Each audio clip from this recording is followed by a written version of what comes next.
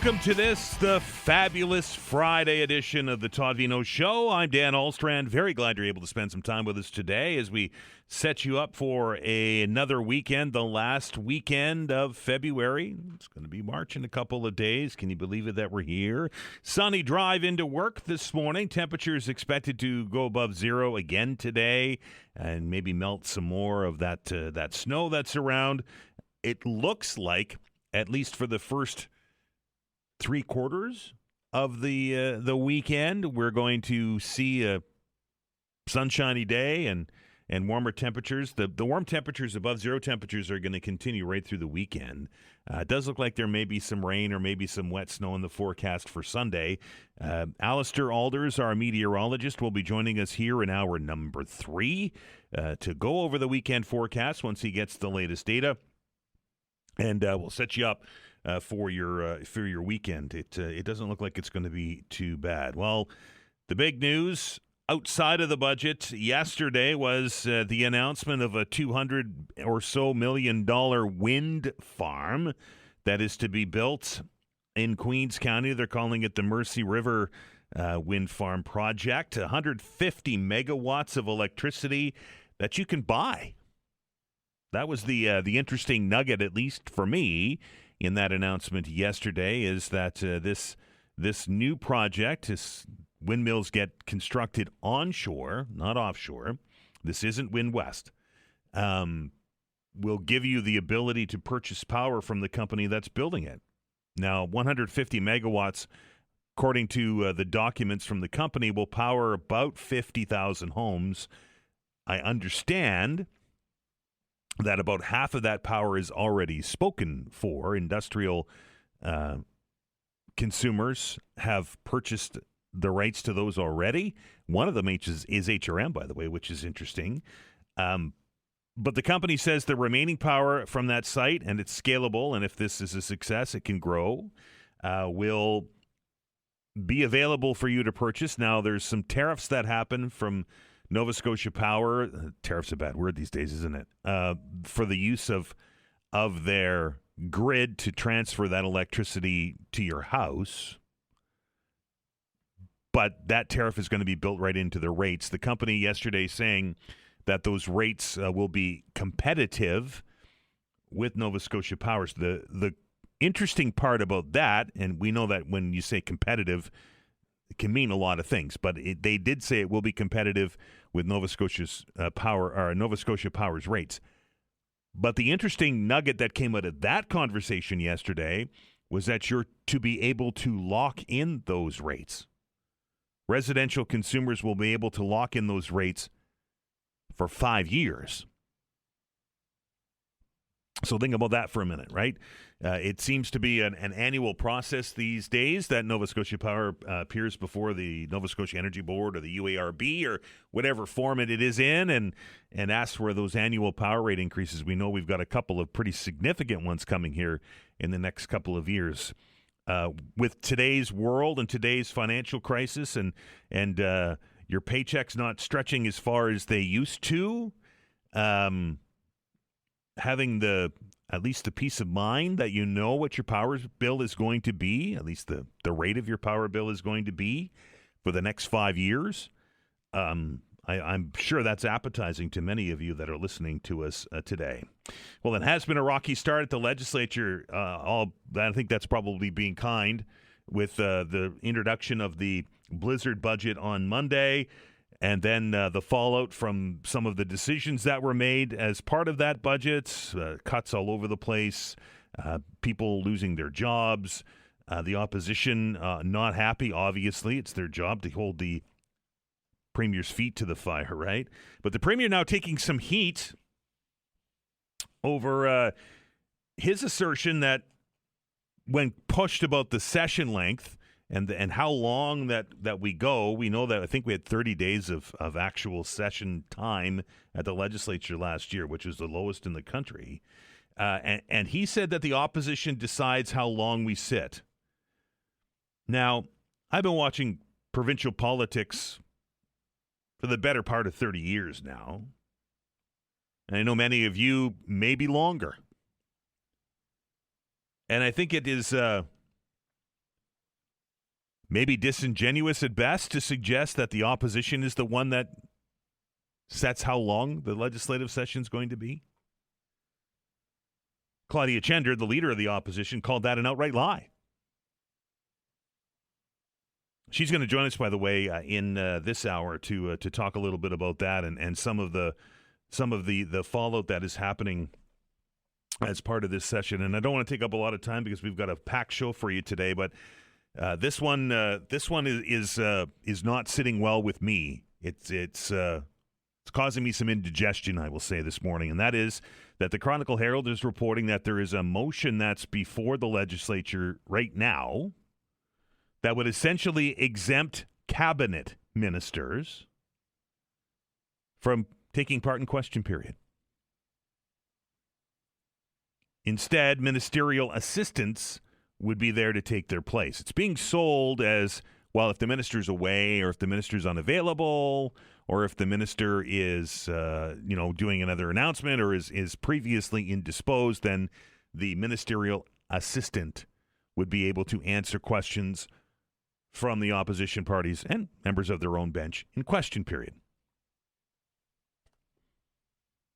You buy that? Because I don't. This feels like it's setting up rules to allow cabinet ministers to just miss question period and not have to answer the questions. If you've seen some of the reporting that's been done as of late this week when ministers were standing in front of cameras and in front of reporters and getting questions about some of the decisions that have led to job losses and to funding cuts across the province, haven't done a very good job answering them. And if this rule passes or this motion passes before the legislature, we won't hear from ministers at all anymore. Does that feel like democracy to you? Because it doesn't to me. Anyway, it might be something you want to talk about today during our Friday free-for-all open hour. That's going to happen after the news at 11 o'clock. I did mention as part of the open this morning that there have been several organizations and groups across the province that have seen their funding either reduced or downright cut as part of this provincial budget. We've talked a little bit about some of the closures that have resulted as part of these cuts. And one of the pieces of infrastructure in Nova Scotia that has seen a significant change is our museums. 12 museums, about half of the museums in Nova Scotia are now shuttered as a result of these funding cuts, these decisions made in the budget. And I'm very pleased to welcome to the show today to tell us a little bit more about this and what it means, the executive director of the Association of Nova Scotia Museums. That's Devin Casario. Devin, how are you? Hey, Dan. Very well. How are you today? I'm upset, and I think there are many people that are upset across the province. I mean, I understand that we're in a deficit. I understand that the province is broke, but this is just being handled.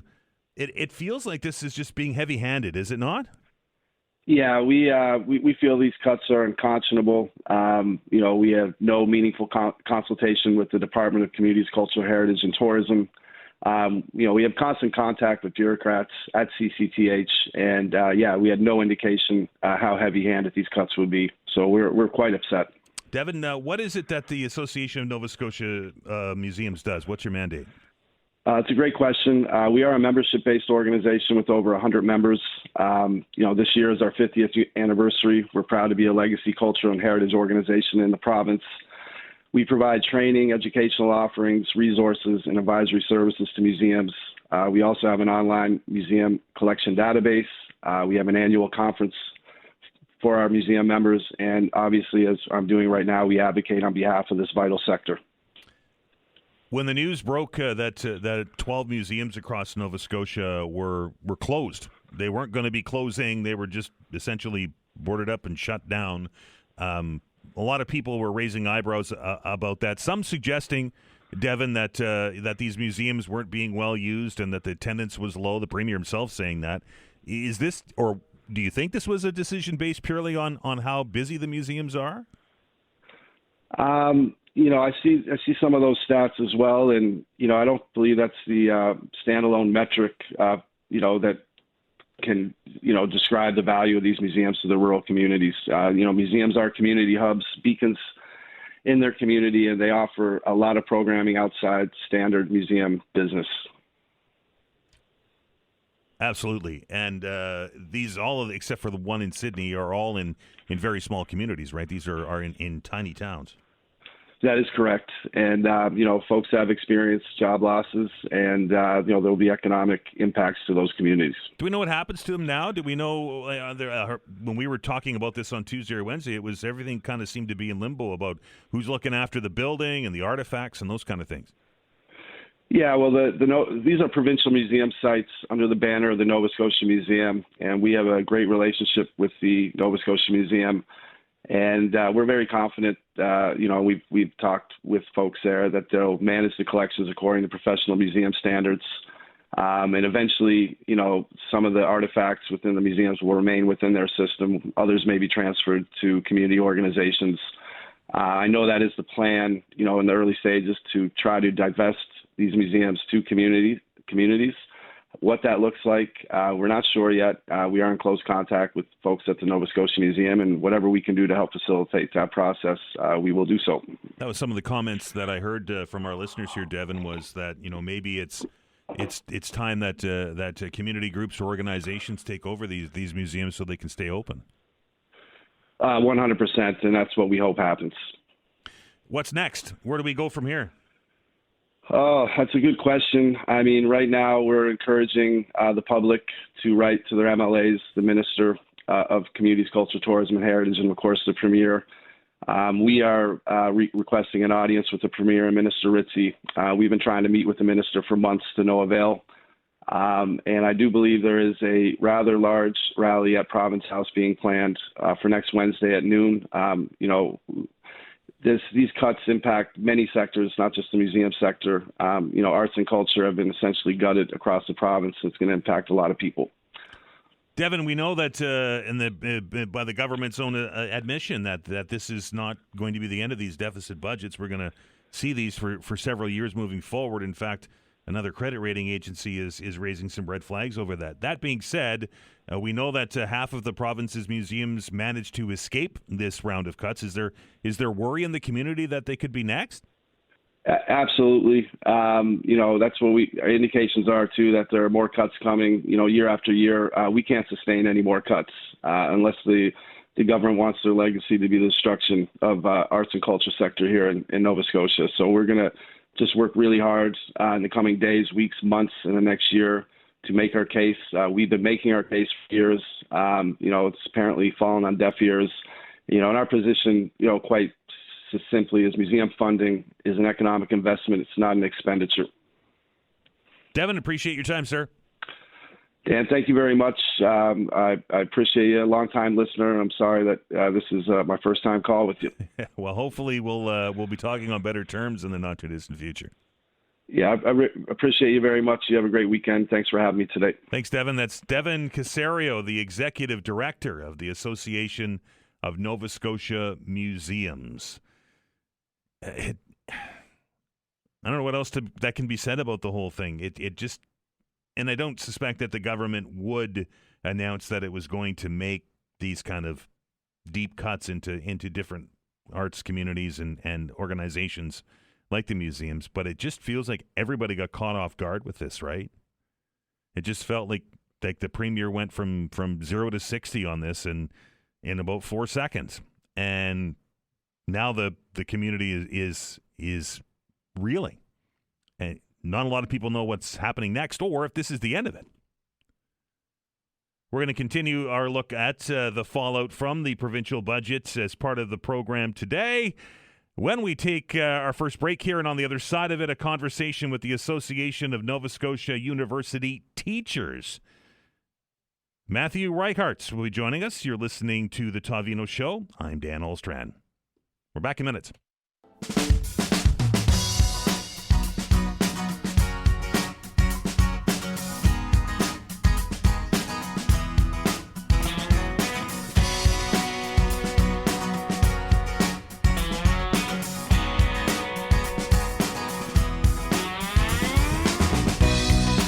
Welcome back. This is the Friday edition of the Todd Veinotte Show as we continue our look at this past Monday's provincial budgets and some of the fallout as a result of some of those budget decisions that were made by the ministry and the Premier's office itself, and it's impacting, it seems, many different sectors of our province as we continue to dig through this and figure out where the funding was and where it isn't anymore. I'm very happy to welcome to the program today to tell us a little bit more is the president of the Association of Nova Scotia University Teachers.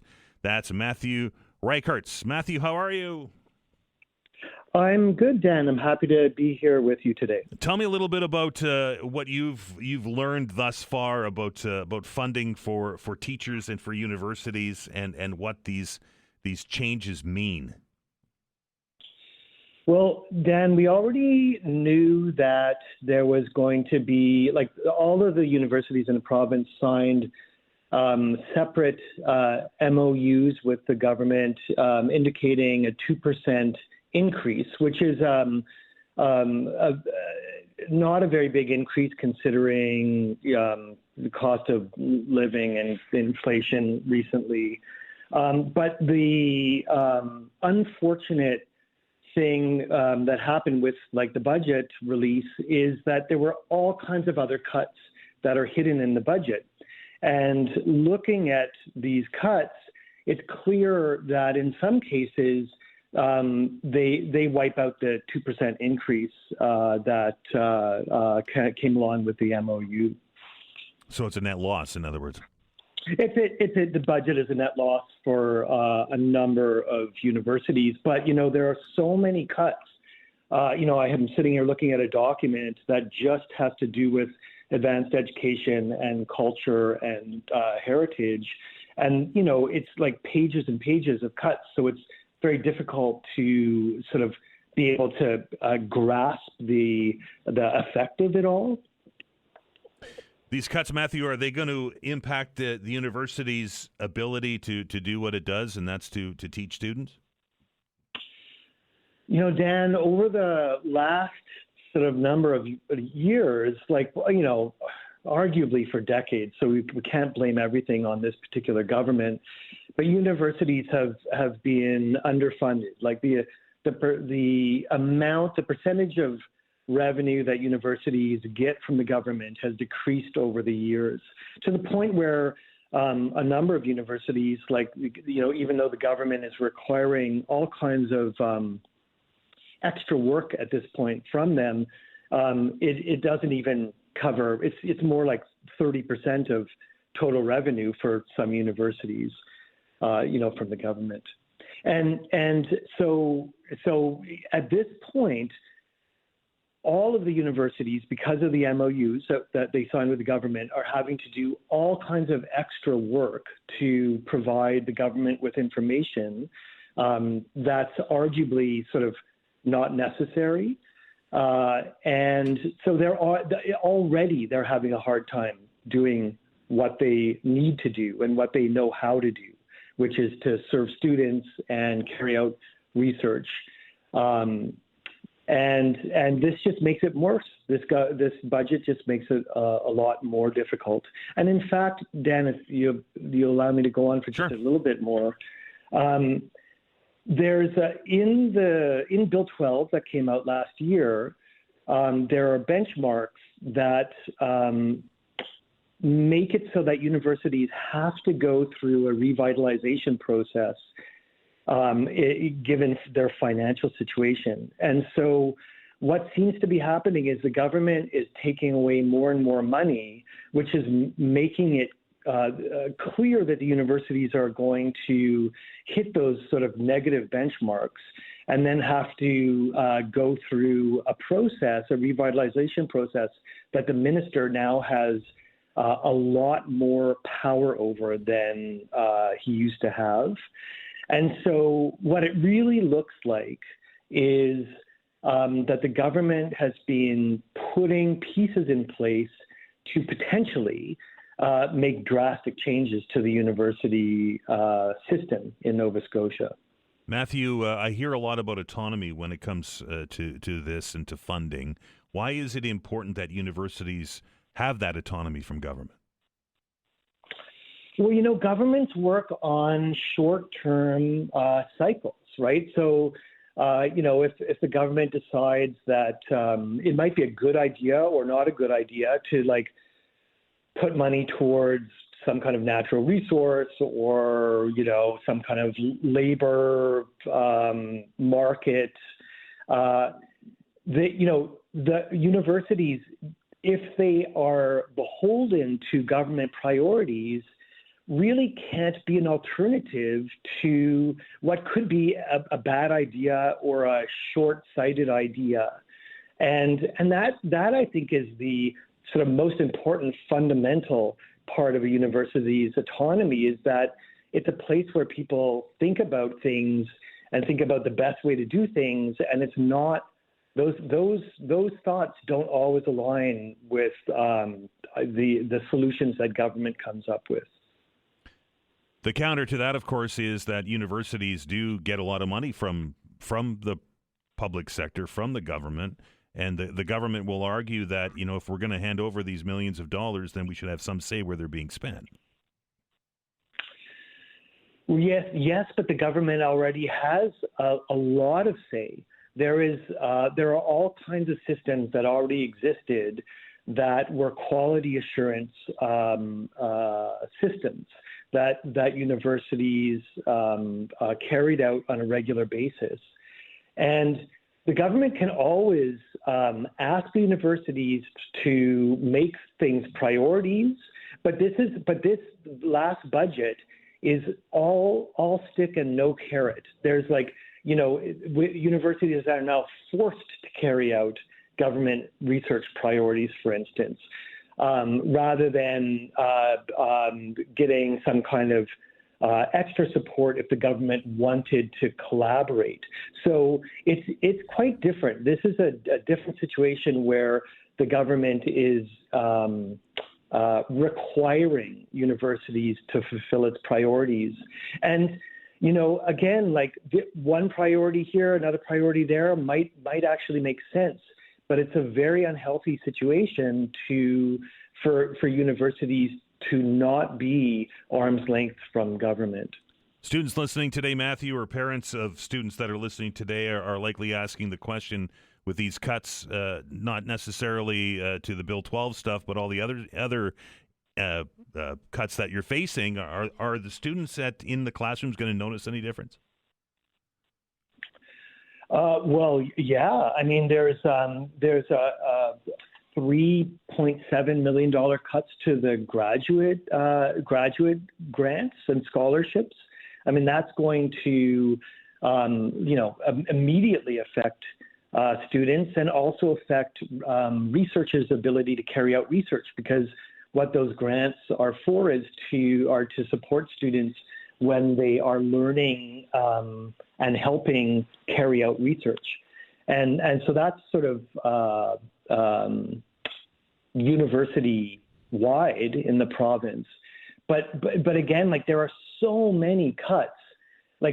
For instance, where I work at NASCAD, there's a $360,000 cut. And that basically erases the 2% increase from the government, given NASCAD's budget. And St. Mary's is looking at at least an $11 million cut. And those are, I can't imagine that those are not going to have a material effect on student experience. Mathew, appreciate your time, sir. Thank you very much, Dan. Thanks for your interest. Have a good weekend. That's Mathew Reichertz, the president of the Association of Nova Scotia University Teachers.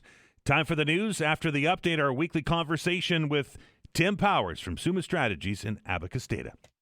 The Premier drops a budget dripping in red ink. The Prime Minister says it's time for a reset in our relationship with India, and the Liberals across the country now, according to some polls, showing about a 13-point lead in voter intention. Lots going on in the world of politics. It's Friday. It's time to welcome our friend from Summa Strategies and Abacus Data into the show, and that's Tim Powers. Tim, how are you? Oh, Dan, sad the Olympics are over. Sad we didn't get the gold in the hockey, men's or women's. But back, fighting back. 4 more years, Dan. 4 more years, we'll get it, buddy. We'll be there. All right. Well, we might be over it by then. Well, I don't know. Well, it'll motivate us. Motivate us to be better. How's that? That works. I don't know how closely you're paying attention to Nova Scotia politics these days, Tim, but a budget with a $1.19 billion deficit, 30% reduction in the public service, and millions, hundreds of millions of dollars in cuts to things like arts and culture. It's been a week here. Yeah, and it's not. Look, Newfoundland and Labrador is going to have a budget soon. I would say the themes are similar. The challenges in the region are real, and the premiers are having to deal with them. There's so much spending. I think it's true in Nova Scotia on public health and education. They're usually the 2 big drivers of provincial budgets. If we don't get a handle on it, both in Nova Scotia and in Newfoundland and Labrador and elsewhere, it's going to be an even bigger mess. But I can only imagine, because it would be the same in Newfoundland and Labrador, when you take a scalpel to the arts community, that's a tough one. Because most of the arts community, at least my experience across the country, they're very good at advocating, and they're very good at pointing out in that advocacy why that's problematic. So I will watch with interest how the pushback happens. On the national scene, the Prime Minister on a trip to India with a newly rebadged Liberal in tow. Was that? Do you think that was the straw that broke the camel's back, so to speak? What? If you come over to our team, I'll take you with me to India. No disrespect to the nation of India, but I'm not sure any MP would just accept a long trip. Travel is hell, even on the Prime Minister's aircraft. I don't know. I think he got a title. Didn't Chender get some title of economic advisor to the Prime Minister? So, I mean, if he was bought off by a long flight, I've got some education to do with him about other opportunities you may want to pursue instead. But yeah, I mean, the bigger thing in that's interesting is I think the Prime Minister's statement, or somebody in his office said, we don't believe India is interfering in Canada right now. I mean, that's pretty. Well, that's pretty bold. If I'm not sure I would buy that, but that's what the government is saying. That's a pretty big pronouncement. Right, considering that just a few years ago we were having arguments back and forth about India state-sponsored hits on people living in Canada. Yeah, exactly. So, I mean, look, we've got a great security service, but they're under-resourced too. So, I don't know if it's so. Again, I find that one a bit hard to believe. I hope it's true. I'm sure as Canadians we hope it's true, but I think there's going to need to be some more scrutiny on that by the media and the opposition to find out, all right, Prime Minister, where are you getting your intel on this? Because as we've seen with some of our intel before, even though we have pretty good intelligence officers, doesn't matter how good they are, sometimes they get it wrong. The Angus Reid put out a poll this week, Tim, showing that Mark Carney is still performing well, at least in Canadians' minds, with a 13-point lead now over Pierre Poilievre in voter intention.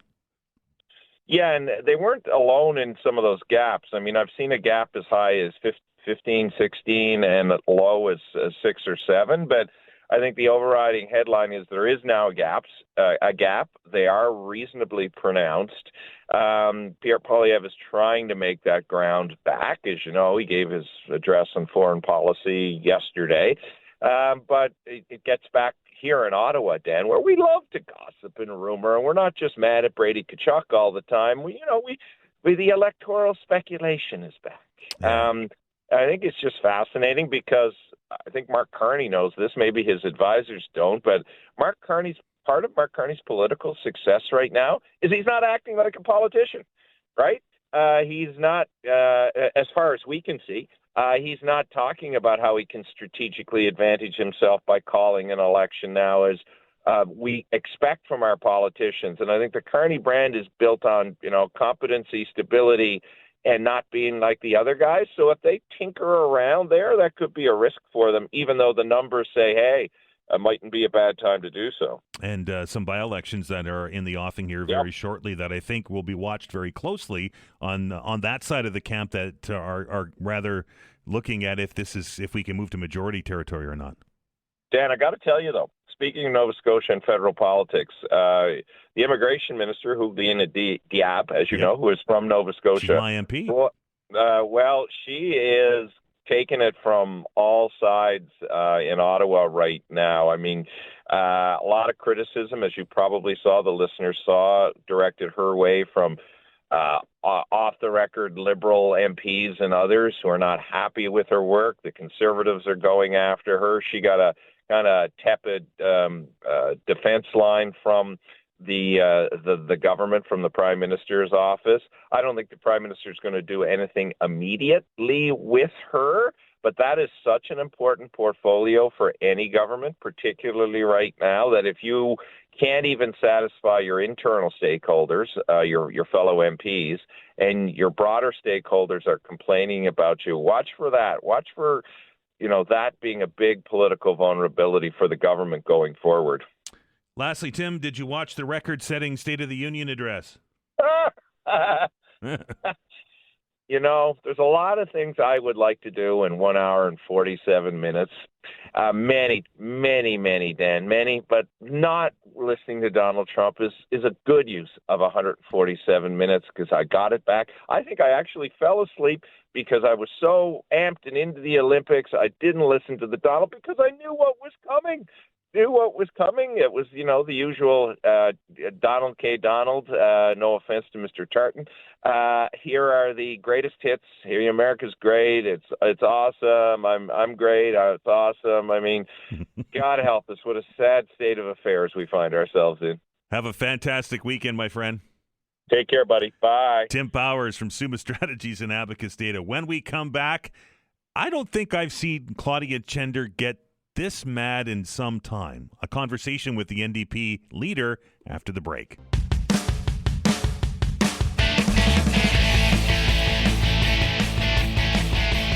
All right, welcome back. It's been a week at the provincial legislature, and earlier this week, this was a question, or an answer rather, that the premier spoke in regards to the length of the session. Opposition decides how long we sit. They have lots of opportunities to manage the process of the legislature. The legislature is actually the one place where government doesn't control the process. That's opposition. That raised an eyebrow with me and Enid as well, the leader of the official opposition. That is a lie. So this government decides when this House sits, which is almost never. 30 days last year, 2 so far this year. That is the purview of this government. They decide when we come. This government sets the hours of debate. Very pleased to welcome to the show. Second time this week, you're going to start having an office here, Claudia Chender. Well, it's great to talk to you, and thanks for having me on, Dan. Was I off mark saying I haven't seen you that mad in some time, maybe as leader? Well, I mean, it's really, there's lots of hyperbole that happens in the legislature, but sometimes when things are said that aren't true, you got to call them out. And the reality is, this government's in a tough spot. I'm sure you've been hearing about it from your listeners. People are upset. We're in a difficult financial situation, and the worst place for a government to be is here in the legislature facing scrutiny. They don't want to be here, and they're doing everything they can to get out and not answer questions. So the idea that, somehow that is controlled by us is just plain not true. Do we have any indication? I mean, the premier is traveling again. He's going to be away on Sunday, Monday, and Tuesday. Are we going to have a longer session this time around, or are we going to be in that record-setting area again? Do you know? Well, listen, I'll tell you two things. One is that, the premier made himself the Minister of Energy. And so the one thing that we do control in here is we can ask ministers to appear and talk about what's happening in their budget. So we've asked the premier to appear as a Minister of Energy, and next thing we know, he's not going to be in the province. So the minister, the premier, is evading questions about NSP, which a lot of people have, and their bills. But listen, I mean, what we have said to the government continually is set normal hours that make sense. Tell us when we're going to be here, and we'll get the work done. So I have no idea, as usual, we have no idea how long the session will go. If we sit, we're supposed to sit 5 or 6 hours every day and then spend the rest of the day with preparation and meetings and looking at the legislation. We're averaging something like 13, 14 right now. If they continue at that breakneck speed, they can probably force us out of here in another 6 or 7 days. But we're certainly doing everything we can to make sure that Nova Scotians have the time to know what's happening. This budget is really cruel. There are cuts to all kinds of areas that impact everything from health to arts and culture to education. And, people are busy. They're feeding their kids. They're driving to hockey. They're doing whatever they're doing. But these cuts are going to impact them. And so it's our job to make sure people know that and have the opportunity to make their voice heard before this government sweeps it all under the rug, passes the bill, and, lets us out for another 6 months. And question period might become, obsolete. Can I say that? If there's a motion now, I understand before the legislature that would exempt cabinet ministers from answering questions in question period, having their ministerial assistants answer instead. That I don't think I can think of another place in this country that does that. I mean, you can tell from this conversation, it's a pattern. Like, these guys are hiding. They don't want to answer hard questions. And they're hard questions, Dan. Like, they really are. Like, and if they feel like these are cuts they have to make, they're going to have to stand up and say why. So, yeah, they have a resolution on the books that they know is controversial to allow ministers to not answer questions, to allow backbenchers who don't have the responsibility for those departments, who don't make the decisions, to answer those questions. And it's really, not to use too strong language, but it's an affront to democracy. It's not how it works. It's not what people expect. If these guys want to make hard choices, then they're going to have to stand up and talk about why. I mentioned the premier is traveling. We had an announcement yesterday of a $200 million energy project on the South Shore, near the Mersey River. Your thoughts on this onshore wind energy project the premier was part of yesterday? I mean, I think onshore wind is great. That program actually has been open for, I think, about 12 years now, the renewables to retail. It's had fits and starts. And so I think, all the members in the House on all sides have touched that and been supportive of renewable energy. So I think it's great. I think whatever, money we can leverage from the federal government, as soon as we can green our grid and lower power bills, all of that is good. But I also think that the premier has to spend a little more time making sure that Nova Scotians can pay their power bills right now. And so I think that's good. But we even this morning heard the premier try to say that was how he was dealing with how Nova Scotians were getting through the winter. It's a longer term thing, but we need a government that can do short term things and long term things at the same time. And the reality is, a lot of Nova Scotians, I feel like they're being left in the cold right now. We've done a lot of interviews this week, Claudia, with regards to the budgeting cuts that were announced as part of Monday's budget. I would imagine you're hearing the same thing as many particularly in the arts and culture world are not only concerned that some of the budgets have been cut, but what's coming next. Yeah, I mean, it is bleak. I mean, truly, our cultural infrastructure in this province has been gutted. And, that's sad for artists and, theater makers and all those folks, but it's an economic hit, right? These are jobs in rural communities. These are the backbone of our tourist industry that bring people here. And when you ask people, what do you like about Nova Scotia? It's our culture. It's our natural spaces. And this government has very little regard. And the other thing I think it's really important to say about these cuts is that these cuts are devastating for the organizations that are experiencing them. and they're a drop in the bucket in the provincial deficit. So I think the arts and culture cuts in total, that accounts for less than 10% of the deficit spending of this government. So they're doing something that's not having a huge impact on the fiscal situation, but that is decimating an entire sector. And we have not gotten a clear answer as to why, but it's really heartbreaking. And I think you're going to see a lot of people in the streets next week. 5% cut to the public service this year, 3% to the broader public service. All of these arts and funding grants that have been eliminated, and we're still at $1.19 billion. It's hard to believe, right? It's really hard to believe. And, the question that we've been asking for years and that has really come to the fore now is, where did that money go? Like, this is a government that has spent $6.7 billion outside of the budgeting process in the last 5 years. We don't have a line of sight into that money.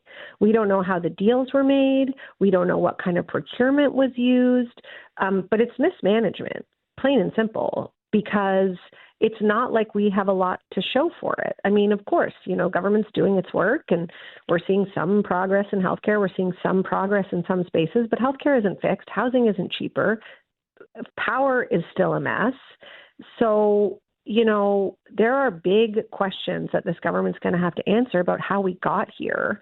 And we're going to need, this government is going to have to respond to the calls coming from all around them, especially inside the House, for fiscal guardrails and proper accountability, because we can't let this get any worse.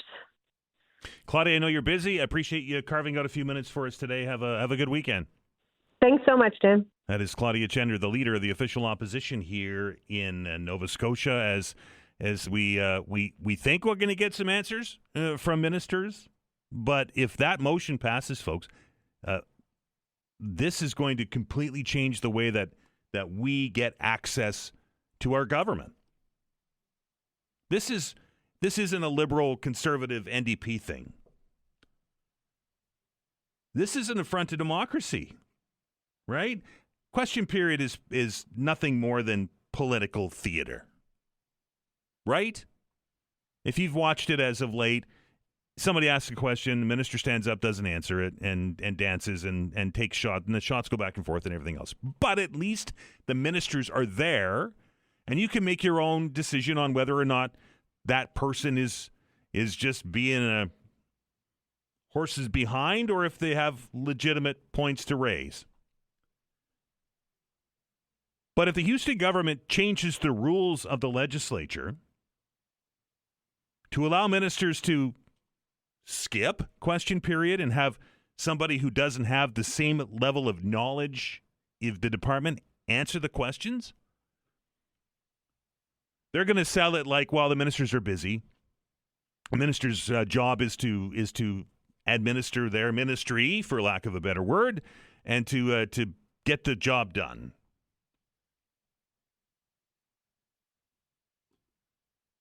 But if they're have the ability to skip question period and they're going to get asked tough questions like Minister Ritzy was answered or asked this week, do you think they're going to show up? And when a ministerial assistant is asked a question in the legislature, I know my response is going to be, well, you got to ask the minister. Right?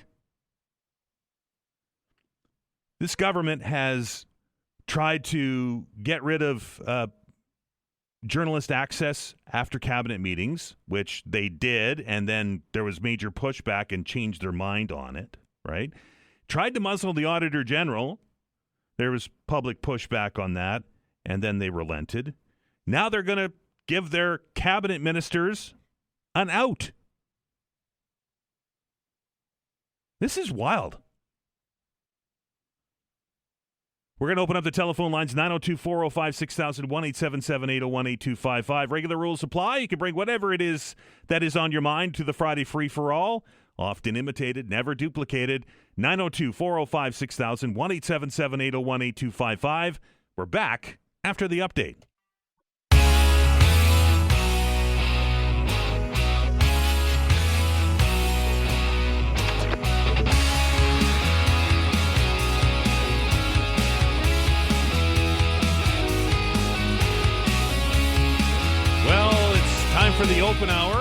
902-405-6000 or 1-877-801-8255. That is the telephone number, but Vanessa is telling me that there may be an issue with our telephone lines. There's a couple of engineers in there right now taking a look at it, and we'll try to get that rectified as quickly as we can. It is difficult to do an open line show when the telephone lines aren't working, so please bear with us. I will do our very best to try and get that sorted out here as we're moving forward. It's been an interesting week with regards to the provincial government, right? Tim Houston and his finance minister, John Lohr, released a budget yesterday that I think was doomed from the outset, right? Outside of the content in it, they delivered the darn thing in the teeth of a blizzard.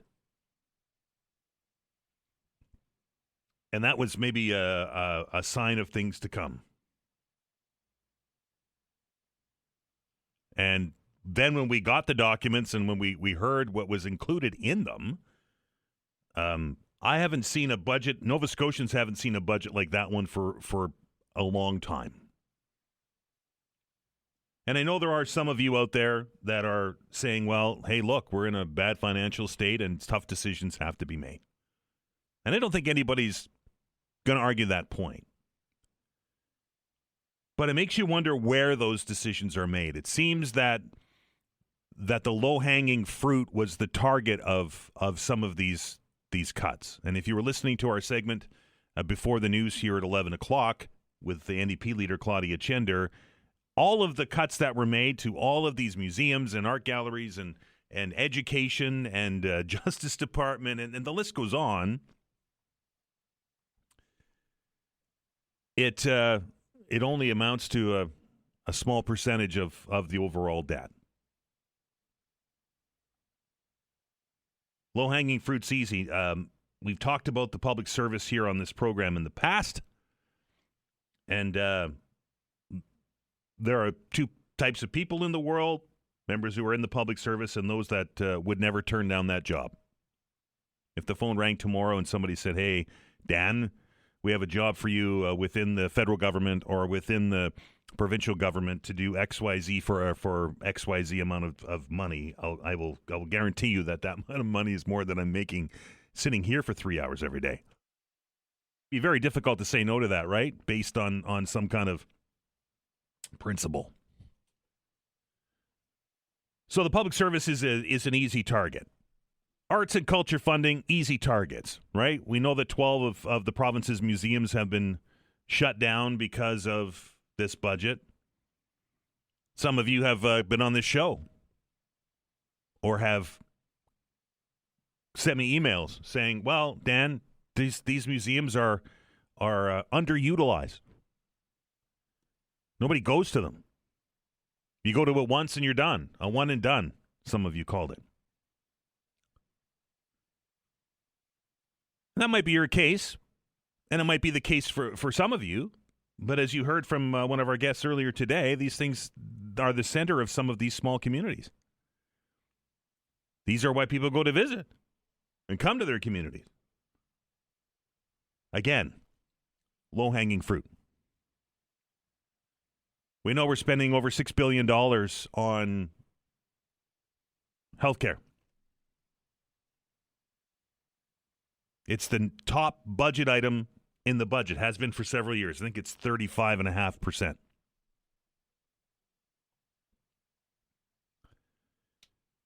I've asked this question earlier in the week, and I'm curious if you've had a chance to think about it. With $6 billion this year and countless billions before that being spent on healthcare, has it changed at all? Have you seen an improvement in your healthcare delivery? And then on top of the whole thing, and I realize the government's hands were likely tied on this one, but on top of these deficit budgets, on top of this debt that the province has accrued, the $1 billion that we're spending every year to service that debt, we've added another MLA to the mix. The Electoral Boundaries Review Commission has determined that a riding in Cheticamp area needs to protect the Acadian heritage there, needs to have an MLA representative. So we're going to add one more politician to the mix. That comes with salaries and all of the benefits and all of the perks and staff and that kind of thing. Now, I'm not suggesting that areas like that need representation, but do we need to have an MLA? Do we need to increase the size of government when we're cutting the public service, when we're cutting funding to some of the institutions that generate revenue in our province, like our universities? We're cutting museums, we're cutting culture, we're cutting arts funding, and yet we're adding another MLA.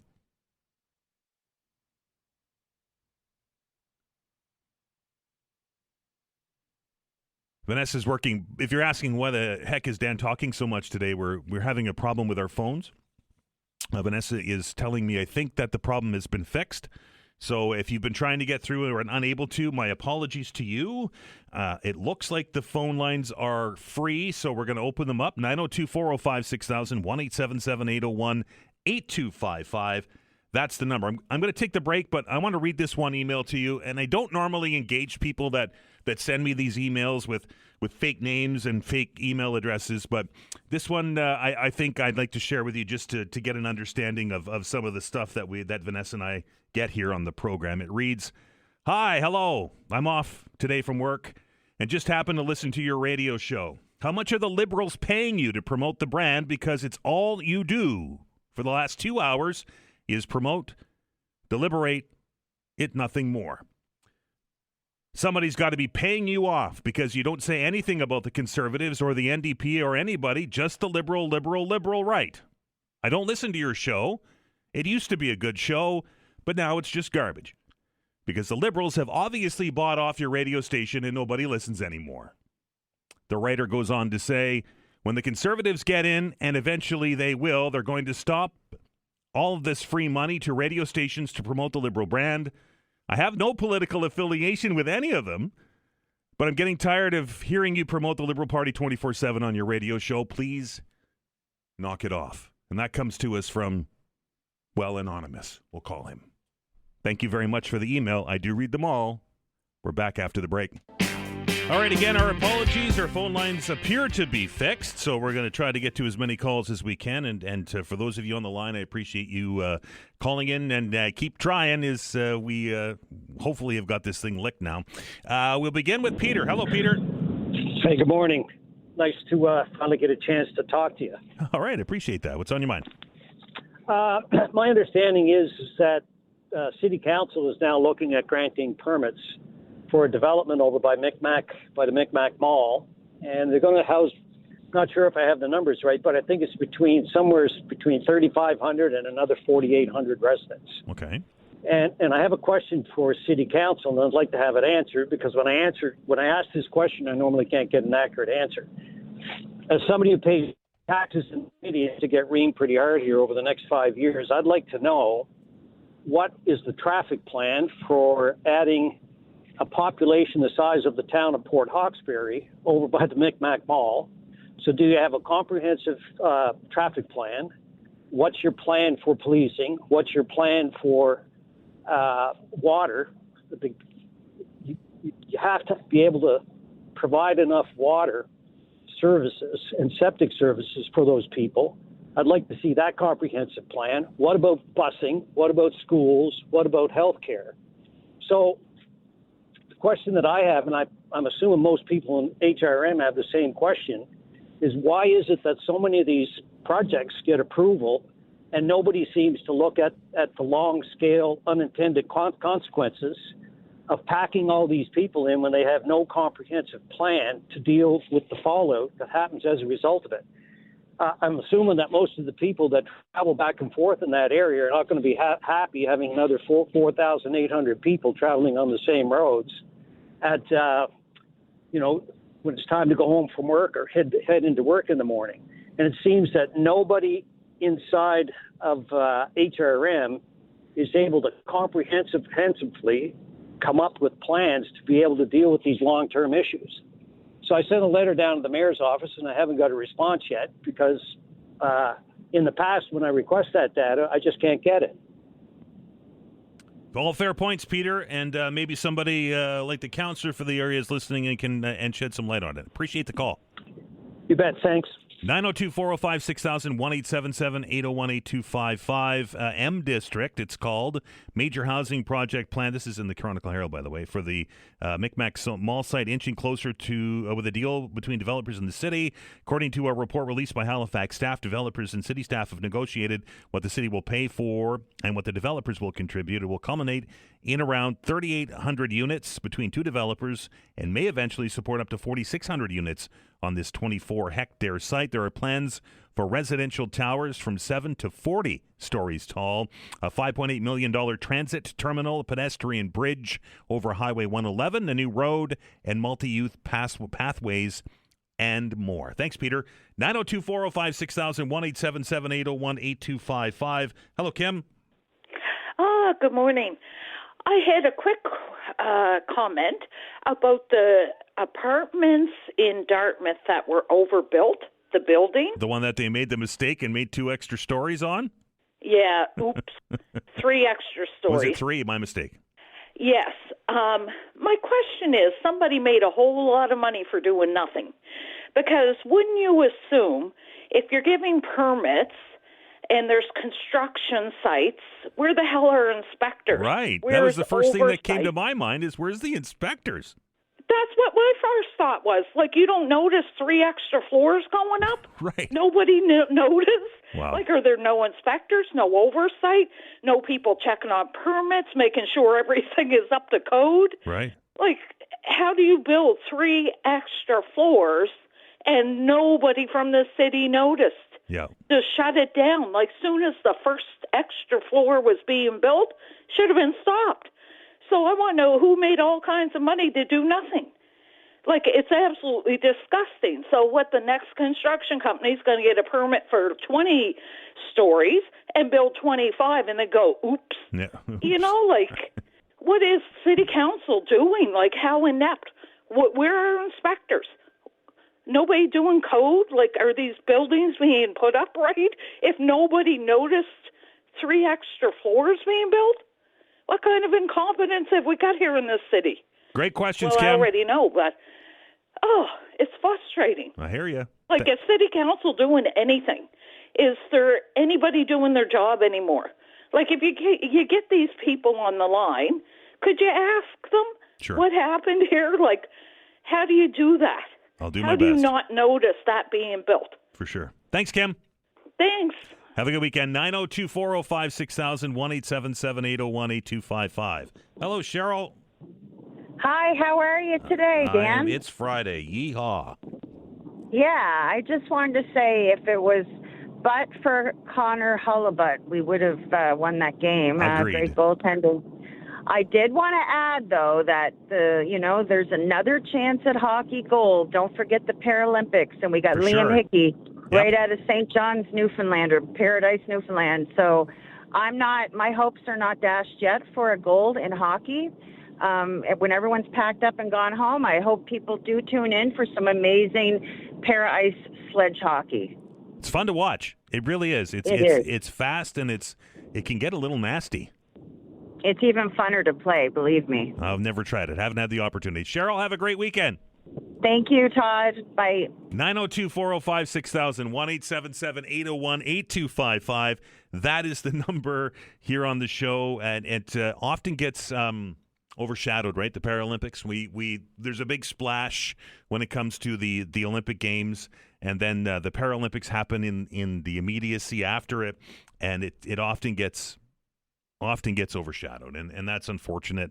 Some of those athletes are competing and overcome just all kinds of obstacles just to be able to participate in sport, never mind to participate in sport at that level. I know there was a send-off yesterday in Toronto for our Olympic team, our Paralympic team, and I wish them the very best. I got an email from Bill who says, Hey, Dan, I myself am happy with these cuts if they help with more important issues. In the last year, my sick father and myself have gotten doctors as ours retired. Massive cuts are necessary at all levels of government in our current financial situation. I'm a small business owner, and believe me, we are all feeling the hardships of our economy. No cuts mean more taxes. That comes to us from Bill. 902-405-6000, 1-877-801-8255. Hello, Tony. Hello, Dan. Can you hear me okay? Loud and clear, sir. What's on your mind? Yeah, just all this government talk and there's seems to be a lot of, and I guess that's just human nature. There's a lot of people are complaining about the taxes and the cuts to the government and the development and so on and so on and so on, and the bike lanes and I think people are trying to, in general, are trying to do the best they can. It's just hard times. I was just away down south, and there was a cartel. You heard about that cartel and shooting and burning in the streets. And I'm thankful to be back to Canada, to the cold. And were you in Puerto Vallarta, Tony? Were you near it? I was not. No. I was over in Madeira. Okay. So that area. Just off the record, supposedly the cartel. So the story goes, the cartel's family vacations and lives in that area. So it's sort of an off grounds place. But yeah, so be thankful that we're here, that we're not dealing with that kind of stuff and cartels and machine guns. Everywhere you look, there was policemen with machine guns and everywhere police. We don't have that here. So just thankful to be back. I did try to listen to your app because I enjoy listening to you a couple times, and the app kept, just for your information, kept crashing, but I did get on through the website type of thing. So maybe you had that. People thank look you. at it. Yeah, for sure. I'll do that, Tony. Thank you, and everybody have a wonderful weekend. Same to you, sir. 902-405-6000, 1-877-801-8255. We're getting ready to take the break here. We're going to continue the Friday free-for-all on the other side of the break. We've been talking a lot about the Premier these days, and we've been talking about some of the reactions that the Premier has had with regards to questioning some of the assertions that he's made in this budget, some of the cuts, some of the spending that has been made in the budget. And I think the Premier is getting a little bit frustrated by some of the negative responses that have happened. There was a press conference earlier this morning at Province House, and here's some of the audio from it. Fail. I get that all the time. Sorry, we got limited time here, and I don't know anyone who's asked for it to fail, but just so I understand what it is. No, if I can just respond. You asked the question. Is the private partner someone who would be putting up turbines, or is it a private partner for the transmission line? I just want to make sure I understand. No, I just want to, you asked the question about the status of it. So if you want me to answer, then I'm happy to. Who wants it to fail, sir? I'm happy to answer, but the status of it, I'm giving you my understanding of the status of it. And part of that understanding is that I know that there are people who are looking for negatives and trying to put negative spins on this. Who?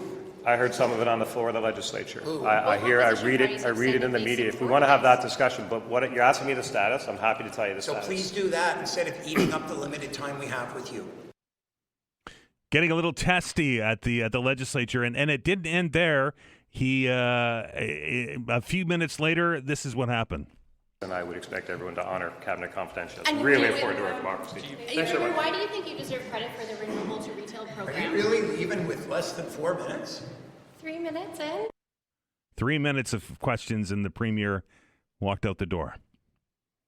Back after the news.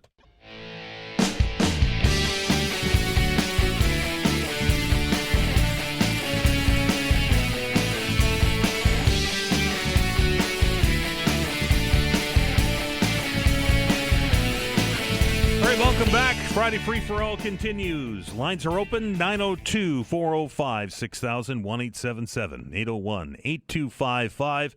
Again, 902-405-6000, 1-877-801-8255. Let's go directly to the phones and say hello to Fred. Fred, how are you? Hi, Dan. Happy Friday. Happy Friday, sir. Just a quick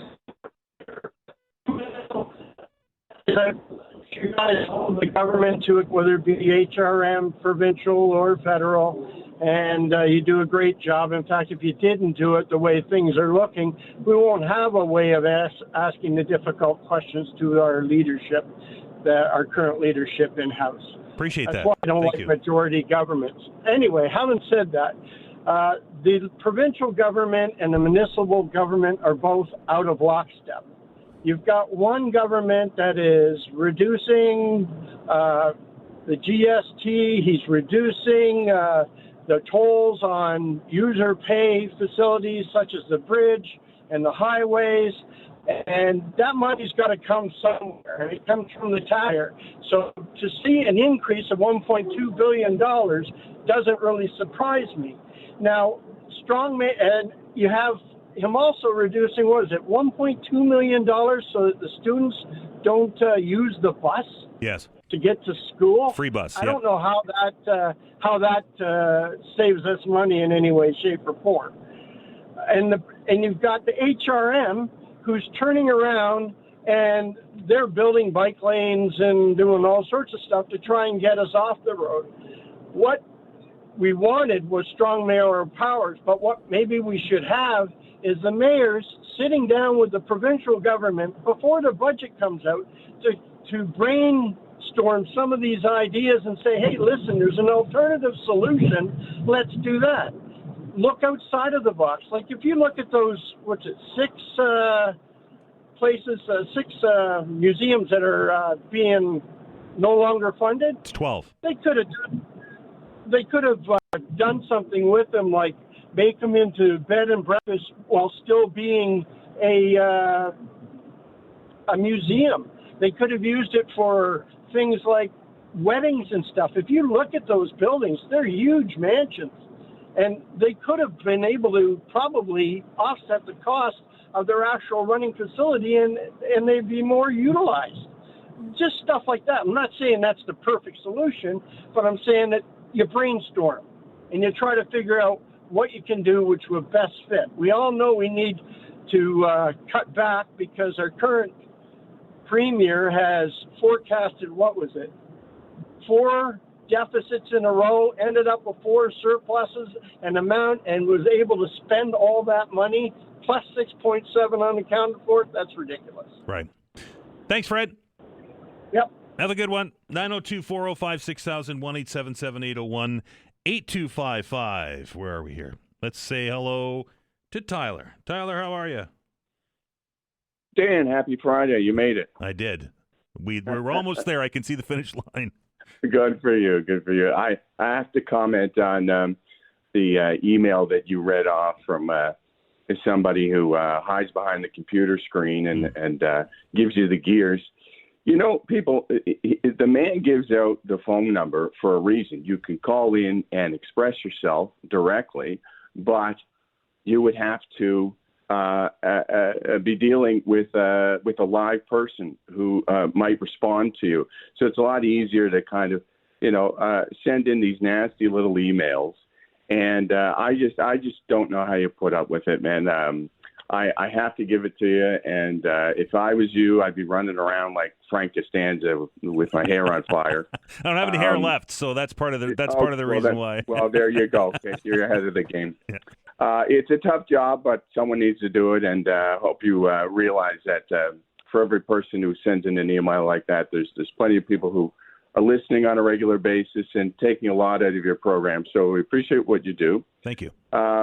No problem. Yeah. So listen, there's a number of things I wanted to get to as it relates to the disdain for democracy. I think that is being exhibited not just by the Tim Houston government, our city councilors, our prime minister, who's yet on another international trip, hardly spends any time in Ottawa.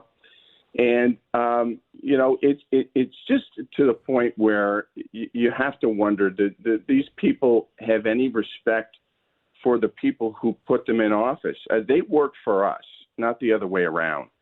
And, you heard, I was listening to the call-in segment on Monday and the way that some of your callers are clapped back at, particularly with Mancini, who was speaking with a caller, and just so rude and condescending. And in response to a legitimate question, I mean, the initial question was, how much is XYZ costing, which we hear all the time. They never have an answer. They always hide behind the staff. And then the follow-up question was, if you're going to hide behind staff, then what are we paying you for? I think that's a pretty legitimate question. But these people have no time for the democratic process. And it's just indirectly, I think it proves a disdain for the voters. You hear the way that Mancini addressed some of your callers. Sean Cleary, I mean, that guy's just a man-child. I find it impossible to take him serious, anything he says serious. And, even if I voted for, let's say, Tim Houston, I would still want him to be in the legislature being held to account. Because just because I gave you my vote doesn't mean that I gave you carte blanche to do whatever the hell you want. So it's just a legitimate problem that we have. I don't know how we're going to fix that. But if I could comment on just quickly on one other thing, is I was watching CBC yesterday, and there was a guy on there giving a speech at the Economic Club of Toronto. Mm-hmm. Looked just like Pierre Poilievre. I mean, looked exactly like him. And it was amazing to me. It couldn't possibly have been him, because this guy had policies, and he was talking about things other than slogans, and wasn't the complete jackass that all these liberal lemmings like to make us think that he is. So I was just amazed. There must be some sort of a cloning technology that was infused with like an AI sort of ability to be a serious person and go on for. He gave like a 30-minute speech or more. I thought it was very impressive. But in all seriousness, I look forward to the media writing these wonderful articles the same way that they did with Mark Carney, that he's some sort of a combination of Nelson Mandela and Gandhi and Winston Churchill combined. Speeches do not run a country. Photo ops do not run an economy. They do not fix roads. They do not pay for health care. And, I have to say, just to circle back to the first point I made, the caller or the emailer who was giving you a hard time, that comes from a semi-legitimate place, because the media is not doing their job, unfortunately. They're losing trust. And when you take money from the government, you don't bite the hand that feeds you. So there's an inherent conflict of interest that is leading to this mistrust in the media. And I'm kind of running out of things to say, but we've got a lot of problems on our hands. I just hope that we can start being serious about the issues we're facing and not spend all our time focused on hockey games and Truth Social tweets. Tyler, have a good weekend. All right, you too, bye. 902-405-6000, 1-877-801-8255. Friday Free for All continues after this break.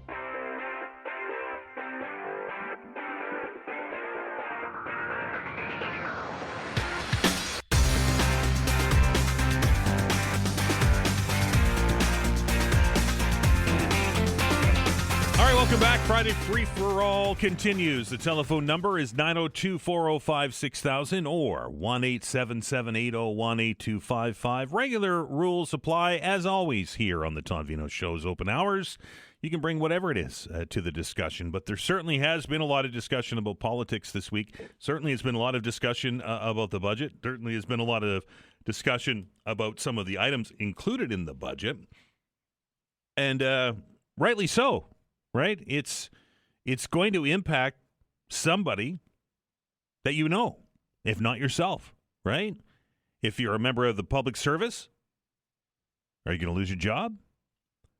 If you are a university student, have kids in university, what are those cuts going to have impact on your kids? There are hundreds of them So likely it's going to impact your life in some way. And that's why I think these kind of debates are important. 902-405-6000, 1-877-801-8255. Hello, Carlos. Hello, Dan. How are you doing, my friend? I am well. What's on your mind? Good, good. Well, I just heard a caller talking about the Prime Minister, traveling again. The Prime Minister is trying to, in a breakneck speed, trying to open up new markets for Canadian products because we have to move out of the non-U.S. market. The U.S. Trade Representative just this week said, the only way to sign CUSMA is willing to lose some industry, such as automobile industry, and promise that would invest in the U.S. We have to. There is no time to. And this stuff about India, India has done this, has done that. All the possible illegal activities that India might have been attached, that's a problem for RCMP. That shouldn't stop you to do economic relation. You can do economic relation activities, investment. If they try to do something illegal, interference, the RCMP will be there. Good job, my friends. And that's it. It will highlight and you try to go after them. It shouldn't stop you to have economic relation with India because there is allegation that they have done this, they have done that. That's a problem for RCMP. That shouldn't stop you to do any economic relation because that's how we are going to survive. Otherwise, wow, I'm not sure, we can't go lecturing like China. Or look at your human rights. That's for the people of China to hold their government accountable. That's not up to us to go there. In the same way that we wouldn't like if someone from China would come here and say, well, you talk about human rights. How about you take care of the women, Native women being disappearing in BC first, and then you can talk to us. We wouldn't like that. So we don't need to lecture others. We just need to establish economic relationship, and that's all. Thanks, Carlos. Thank you. Not necessarily going to agree with Carlos, but certainly give him the opportunity to share his thoughts. I worry that if there are governments around the world that are interfering in Canadian business, if there are state-sponsored groups that are carrying out assassinations on Canadian soil, if there are governments around the world that are very interested in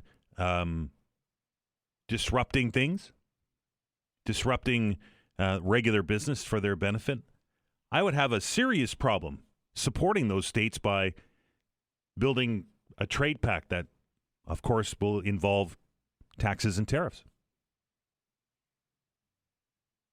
I understand that there's a lot of concern in the economic community these days because of the ongoing negotiations with the United States. And this is just my opinion, I don't think CUSMA is going to get renegotiated. I don't think CUSMA is going to exist after this summer. I think the President of the United States is going to tear that up. And then we are going to be in big trouble. That being said, there are many other countries, I know they're not the same economies of scale that are China and are India, but I think there are plenty of places around the world we can do business where these things, there's no allegations of these things happening. If they're unfounded, then let's have that investigation done. Right? I think the Prime Minister's making a big mistake. But I'm paid off, remember? 902-405-6000, 1-877-801-8255. Colin writes, hey, Dan, I have hundreds of complaints about this budget, but something stood out to me. Budgets have titles. This budget's called Defending Nova Scotia Planning for the Long Term Budget 2026-27. Why do we allow governments to use budgets as a political tool? Why can't it just be called Budget 26-27? That from Colin. Don writes, Dan, if the state of California on a per capita basis had the same number of state legislators that we have MLAs in Nova Scotia, they'd have over 2,300 state legislators. I don't know if the math is correct, but we'll take him on his word. And now we're adding more. And if you're curious as to what Don's talking about, I talked about this at the beginning of the open hour. The province announcing yesterday that they will be creating a new riding in Cheticamp area up in Cape Breton. This was the recommendation of the Boundaries Review Commission. They said that to protect the Acadian culture in that area, they need to adjust the boundaries and create a distinct riding for that area. So we're adding an MLA. Despite all the red ink, despite all of the financial woes, despite the $27 billion in debt, despite the $1 billion a year that you and I are paying for to just pay the interest on our loans, and we're adding another politician to the mix. That just doesn't seem to make any sense. I understand that these reviews happen and that the idea is to make elections fair for all people, right? This one vote has the same amount of weight as another vote. So a vote in an area of the urban areas in HRM carries the same weight when it comes to electors that a vote in rural Nova Scotia makes. I understand that. And we certainly are about fair elections. That being said, should there not be some leeway for governments to perhaps say, okay, we understand that, we recognize that, but now's not the time to add another MLA with salaries and expenses and all of the benefits and those kind of things that are associated with adding a new position. It just seems like it's very ill-timed, and the Premier's hands very well may have been tied on this. He may not have had a choice. But the optics are awful.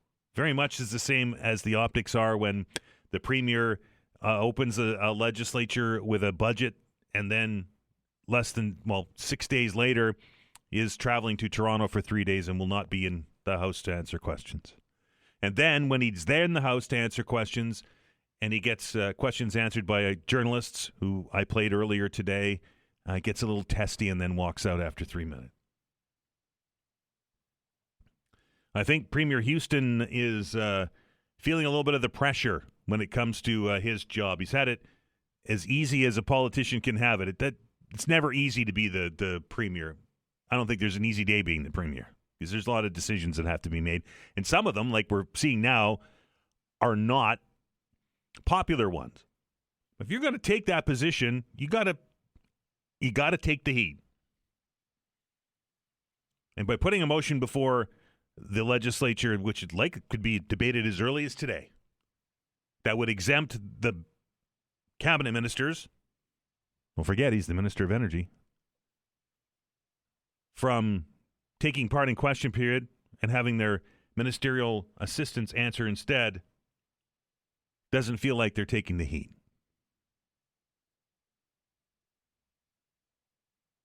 Thanks to all of you who picked up the phone, dialed the numbers, and joined the conversation. I truly appreciate it. I look forward to our open hours every day. I look forward to our next open hour, which will happen, of course, on Monday. I hope that you'll join the conversation and keep the pressure on, so to speak. This might be the only way we're able to do it. If the government continues to change the rules and access, this might be the only way to do it. Way back when, 20 years ago, when we launched this radio station in October of that year, the guy who sat in this chair first, his name was Andrew Crystal, and I remember him saying that Open Line Talk Radio is the last bastion of democracy. He might be right. We're back after the news.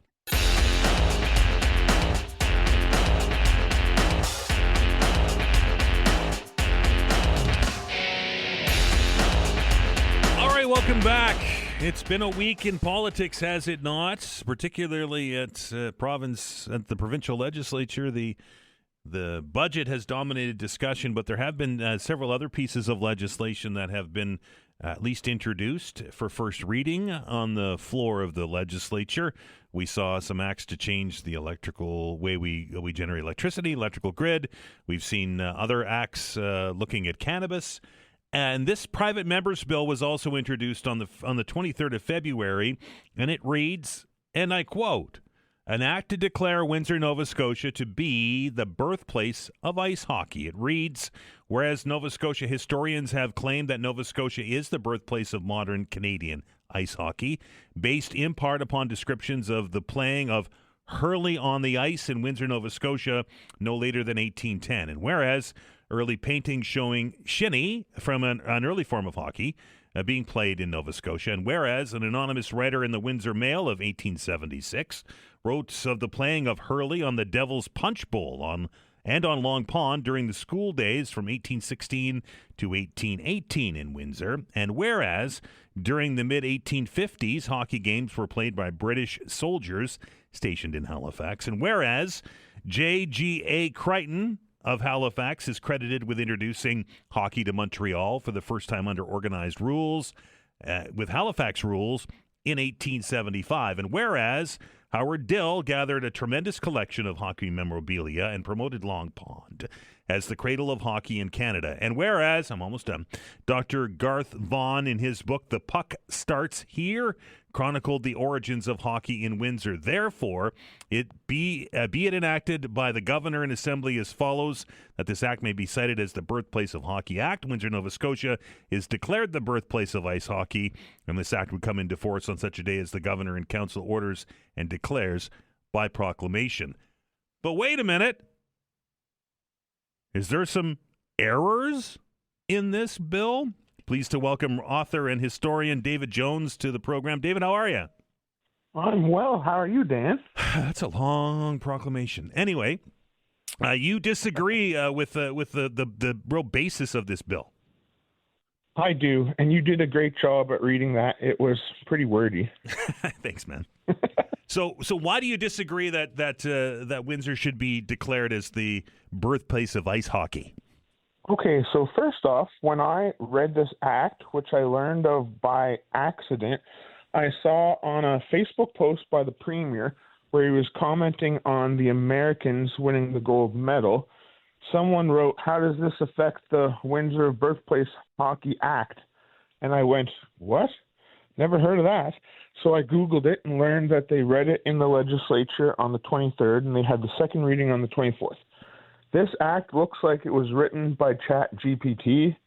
If we go through it line by line, which I won't read again because you did that so well, they talk about early paintings showing shinny being played in Nova Scotia. There's only one painting, and that is of Lake Veinotte. It says Dartmouth Lakes, and it has curling in the foreground and hockey in the background. So that's not in Windsor. That's the first thing.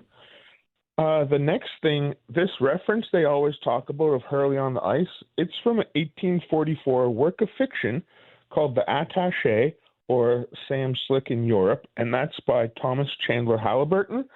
And all it has in there is two fictitious characters talking to each other, and they mention the boys played hurley on the ice. Hurley is an Irish stick and ball game where you bounce the ball on a stick. Yeah. You don't wear skates. You don't have a puck. It's totally different. And then they talk about J.G.A. Crichton taking the game to Montreal. Well, they write it themselves. He brought the Halifax rules, not the Windsor rules. And he also brought equipment, and that equipment included skates from Star Manufacturing in Dartmouth, not Windsor, and sticks made in the Halifax-Dartmouth area by Mi'kmaq artisans. There's nothing in this bill that at all that mentions Mi'kmaq contributions to hockey, of which there are many. So there's flaw after flaw, inaccuracy after inaccuracy, and it drives me nuts. David, and I think you were alluding to it as part of your answer. You suggest that Windsor wasn't the birthplace of hockey. No, it wasn't. So ever since the 80s, when there was a press conference involving a local historian with the last name Loomer and a sports historian with the last name Young, they had a press conference where they said, we found this quote, which had been found long before by the provincial archivist, Ferguson, and my great-great-uncle, John Martin, where it talks about Hurley on the ice, which we went over, and that's not hockey. So that's all they have. Lately, they've mentioned an 1876 letter to the Windsor Mail that talks about Hurley on the Devil's Punch Bowl and on Long Pond. But again, that's Hurley. And yeah, we do have Hurley. That word comes up, like they call hockey sticks Hurleys, so there is a connection, but there's nothing that says we played hockey with skates, with a puck, with hockey sticks by the Mi'kmaq, and there's no continuity. So these are just little blips on the Hurley, maybe hockey radar, but there isn't any connection. And if people are listening and they go, here's David Jones and Dartmouth and hockey again, in the 2002 report by the Society for International Hockey Research, they directly addressed the Windsor claims, specifically because there was a Hockey Day in Canada filmed from Long Pond. Right. And a lot of historians went, wait a minute, this isn't adding up. So in that very report, they say the committee found no evidence in the Windsor position of a connection from whatever form of hockey might have been played at Long Pond to the game played elsewhere and to modern hockey. The committee views as conjecture the assertion that King's schoolboys introduced the game to Halifax. The committee notes that the assertion that hockey was not played outside Nova Scotia until 1865 overlooks diary evidence of shinny and hockey being played elsewhere. It then concludes that the late Dr. Vaughan and the Windsor Hockey Heritage Society have not offered credible evidence that Windsor, Nova Scotia is the birthplace of hockey.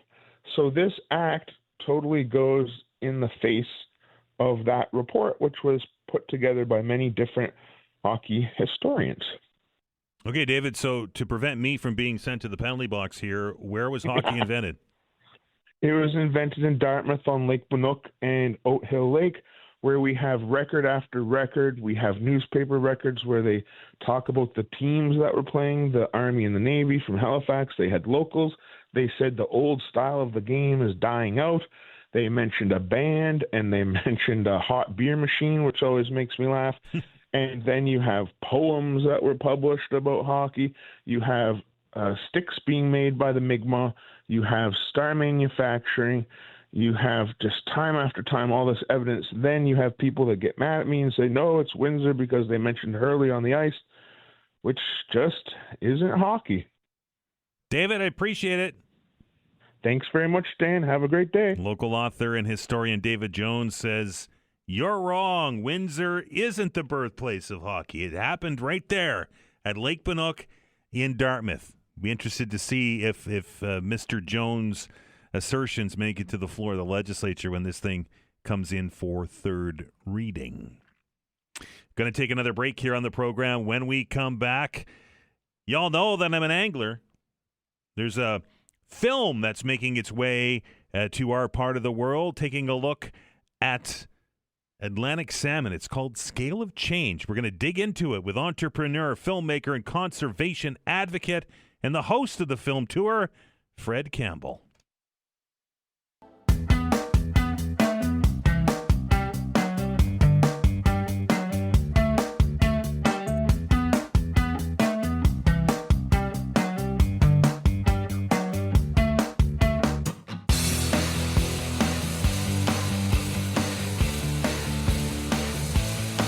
All right, the Scale of Change film tour is traveling all over North America here. It's been to the Yukon, most recently in Vermont, and in about a week's time or so, it will be here in Halifax at the Central Library.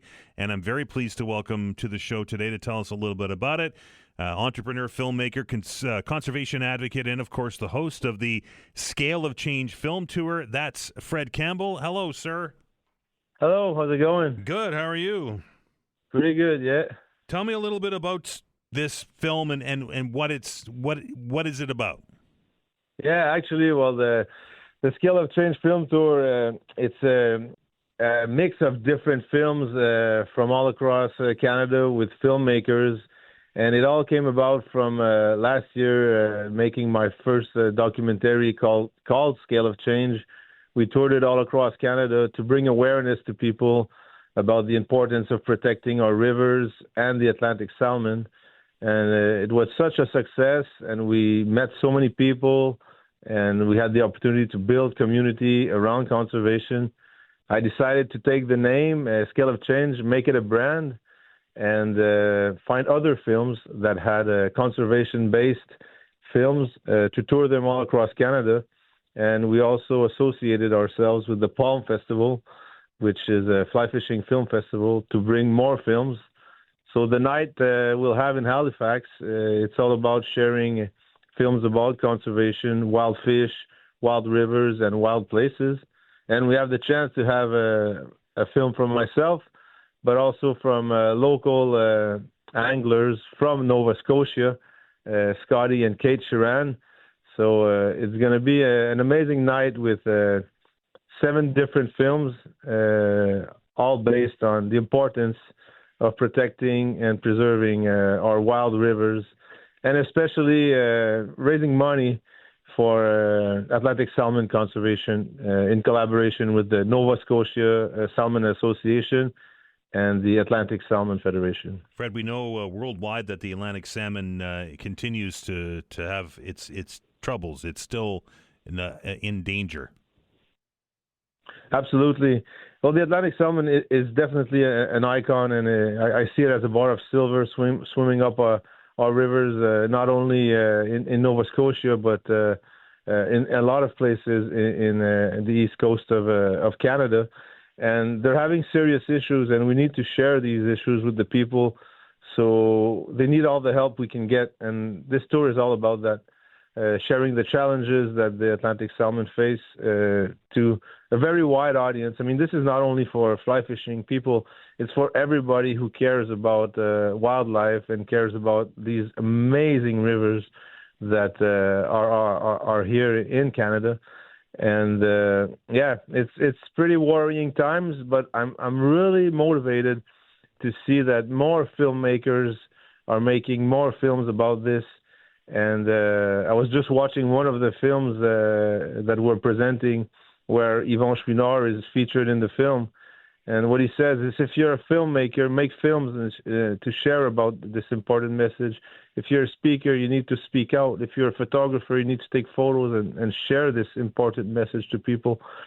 So, the salmon is having a hard time, but we're getting together to talk about it and find solutions and raise money for these great associations like the Nova Scotia Salmon Association. So this is all about bringing awareness and seeing it through the lens, what's happening, so we can better understand it, to better get involved. We're very lucky here in Atlantic Canada that we still have wild returns of Atlantic salmon and beautiful stretches of river. The Marguerite I'm thinking of, and in New Brunswick, the Miramichi River, of course, is internationally famous.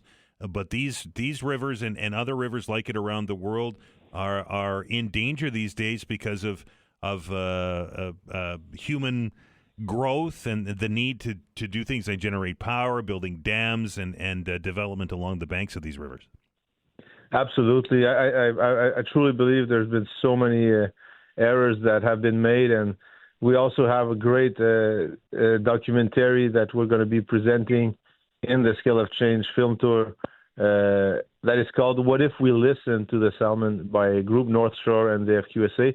And they really highlight all these really dramatic issues, and we also need to keep in mind what's happening up in Newfoundland, where they've awarded like the expansion of the open net fish farms, and that's like the biggest pollution you can imagine for the Atlantic salmon. So they're being hit by so many different challenges. It's a resilient fish, but at the end of the day, as human beings, we need to take better decisions. We like, if it's not because I have the impression people, they just don't know, but the decisions aren't being made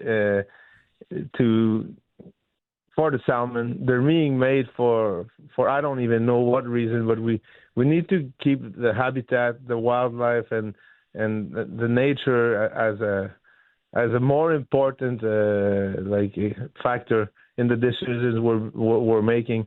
Because if the salmon disappear, it's just the beginning of the end. And thank God there's a little bit of them left, and there's a barometer for us to see it's not going good and we're not making the right decisions. And when I'm going to see them rise again, it can actually show that we're taking the right decisions and we're going in the right direction. But definitely important issues, and we'll be very sad to see this amazing fish not come back in our rivers.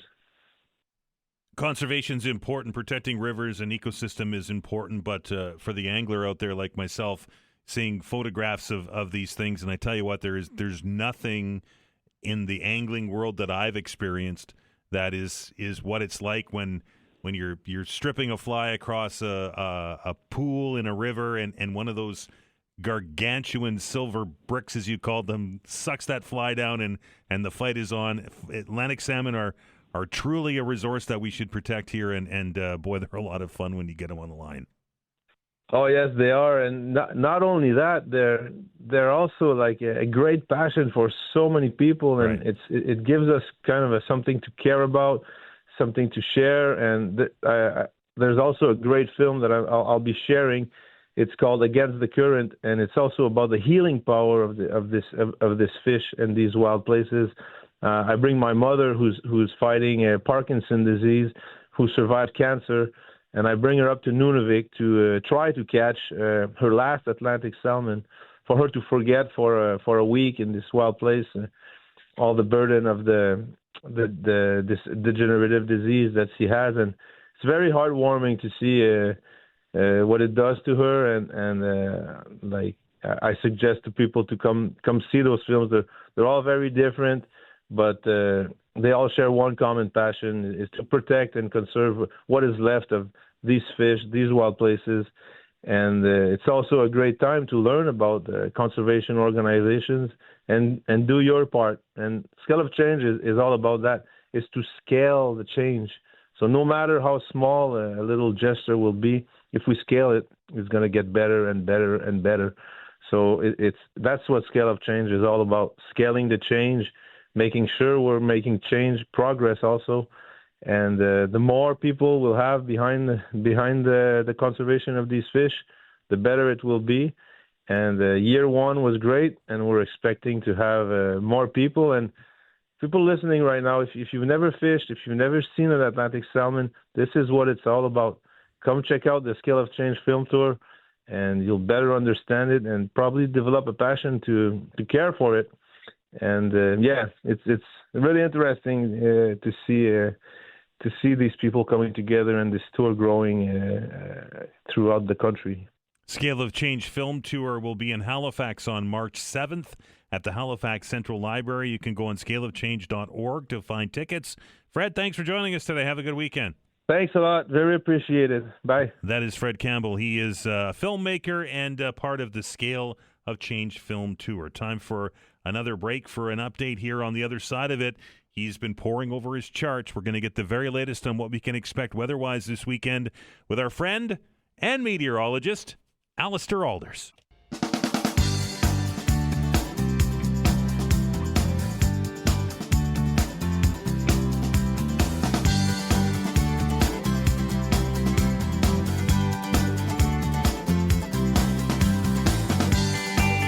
All right, welcome back. You know it's been a long winter when the meteorologist walks into the studio and says, "Hey, Dan, I'm just about done with winter." And that's exactly what our next guest did. That, of course, is our meteorologist and friend, Allister Aalders. Is it because you're done with shoveling? Is it that you're done with the forecasts changing all the time? Or is it just that you want spring? It's a mix of I'm done shoveling and I kind of want spring. I mean, after this latest round, there's nowhere to put it.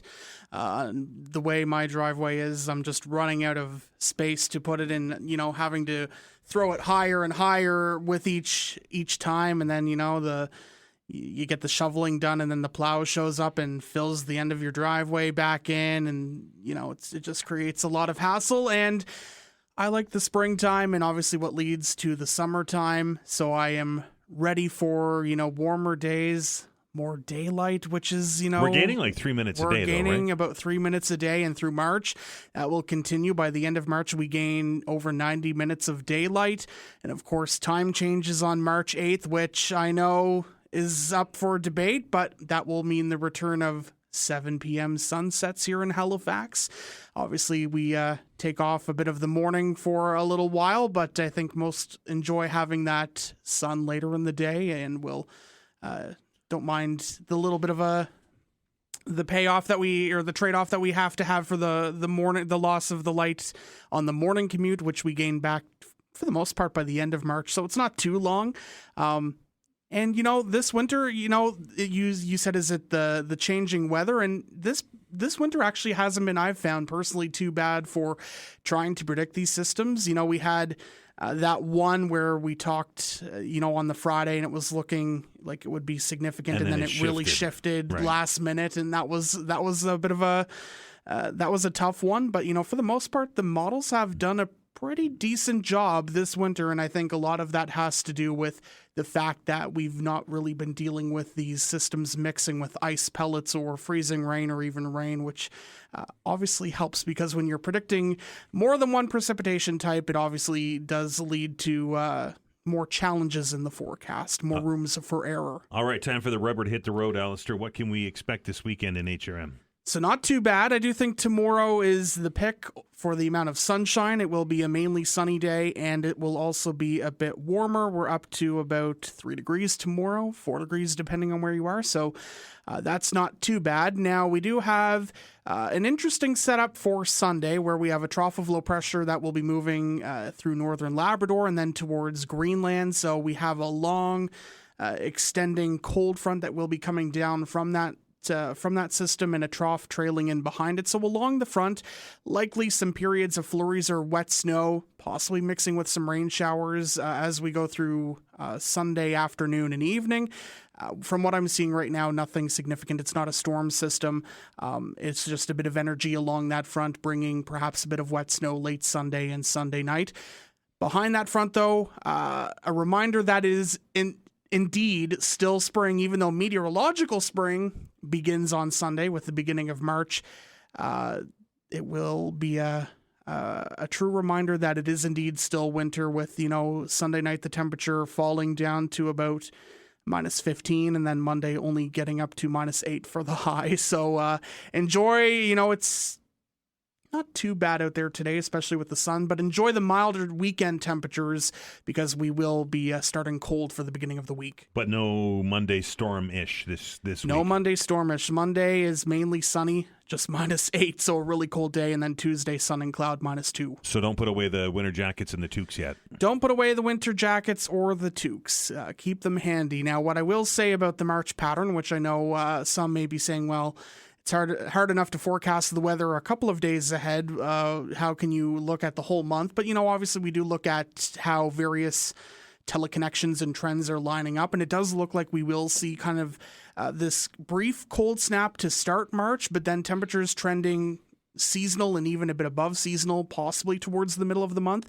There's some chatter on social media from the scientists who really dive deep into these patterns, identifying perhaps maybe another round of some colder air towards the end of March, early April, because of what is known as a stratospheric warming event, which that occurs, and usually we get the ripple effects of that 3 to 4 weeks later. It's very complex.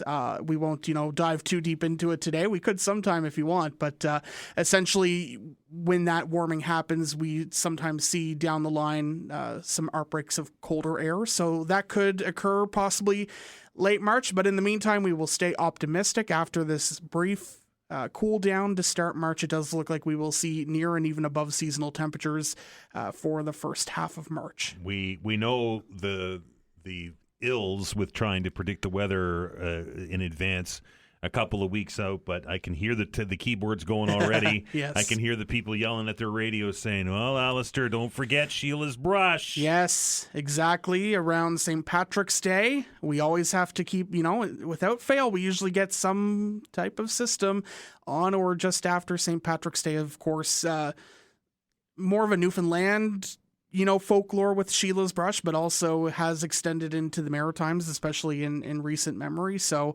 the weather in March can be very changeable, and we can get excited because it's a heartbreaker month. Exactly. We get excited because we get some sunny days or we get some milder temperatures. The sun has more power in it, It too, has a right? lot more, especially compared to, where we're at the beginning of winter.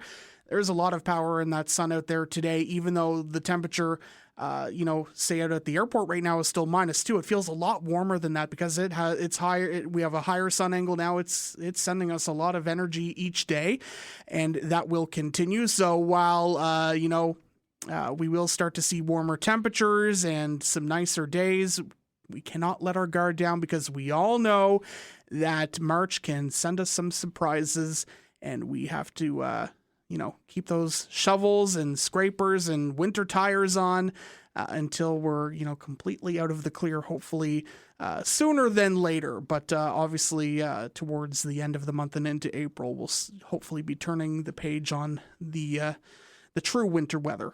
So to sum up, Saturday, tomorrow, the pick of the litter, I guess? Tomorrow, definitely, we have a mainly sunny day. A light southerly breeze up to 40, but it's up to 3 degrees. And then most of Sunday is okay. It's mainly cloudy, though.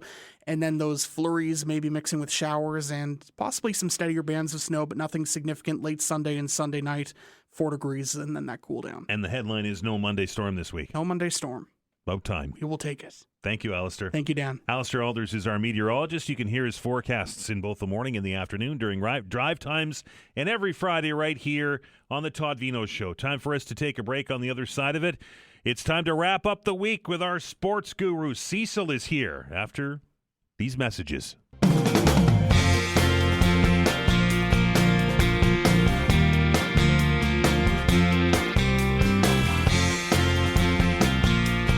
All right, welcome back as we roll towards the finish line here on the fabulous Friday edition of the show. And, of course, it is tradition now for us to welcome in our next guest. But before we do that, the Halifax Mooseheads are in town tonight, and they'll be taking on the cross-provincial rival St. John Sea Dogs. If you're looking for something to do tonight and you want to go and check out a hockey game, here is your opportunity to go on us. A pair of tickets to tonight's game against St. John, Halifax Mooseheads, St. John Sea Dogs, Scotiabank Centre, 6:30. Caller number... Vanessa? Caller number 6. 902-405-6000, 1-877-801-8255. Good luck and enjoy the game. Hello, Cecil. Good day, sir. How are you? Yeah, it's Friday. Yeehaw, as Rick used to say. Come on, hurry up. I can't wait for you to get into this, boy. Into the Olympic hockey tournament, perhaps? Yes. There wasn't a hockey game this past weekend. It happened on Sunday, right? It feels like it was about 2 months ago now. Congratulations to the Americans and all that. I agree. But I can't believe nobody has mentioned the fact that our captain wasn't even playing. If we had played the Americans without their captain and we beat them and we're jumping up and down like seventh graders, I'll bet you the Americans would have something to say about it. What do you think? Likely, but I think I said on Monday when I was talking about this, Cecil, that, watching that game from start to finish, like I know many of you and everybody else did, I don't know how Canada plays that game any better, really. No, Hellebuck was fantastic. You're not kidding. That's who won them the game, is the goaltender. Right. So would have Sydney made a difference? I know he was in the locker room, but, is it having him on the ice? Does that move a defenseman a quarter inch and you get that shot through? I don't know. It's hard to say. Well, let's just put it this way. We both like our chances better with him on the ice. Well, period. There's no doubt. That's right. But I think none of the Americans have even mentioned the fact that he wasn't there. They're like, oh, yeah, we beat the best team in the world, which I don't argue that fact. But, the fact that everybody seems to be going out of their way not to mention his absence is telling. Cecil, I wonder, if fortunes were reversed in that game and Canada manages to not hit the post and Nathan McKinnon sinks that empty netter and we win that gold, there would have been celebrations, there would have been parades and so on and so forth, and the Americans doing the very same thing, rightly so. But a little bit overboard maybe going to the State of the Union? Yeah, a little bit. Had Canada won that game, Donald Trump would have declared war on Canada by now. I mean, there's no doubt in my mind. There you go. No doubt about it. Are you kidding me? Have you been following this whole bridge nonsense? Right. It just feels like he's trolling Canada pretty hard, though, isn't he, right? He is going out of his way to try to stir it up with Canada, and I don't understand why.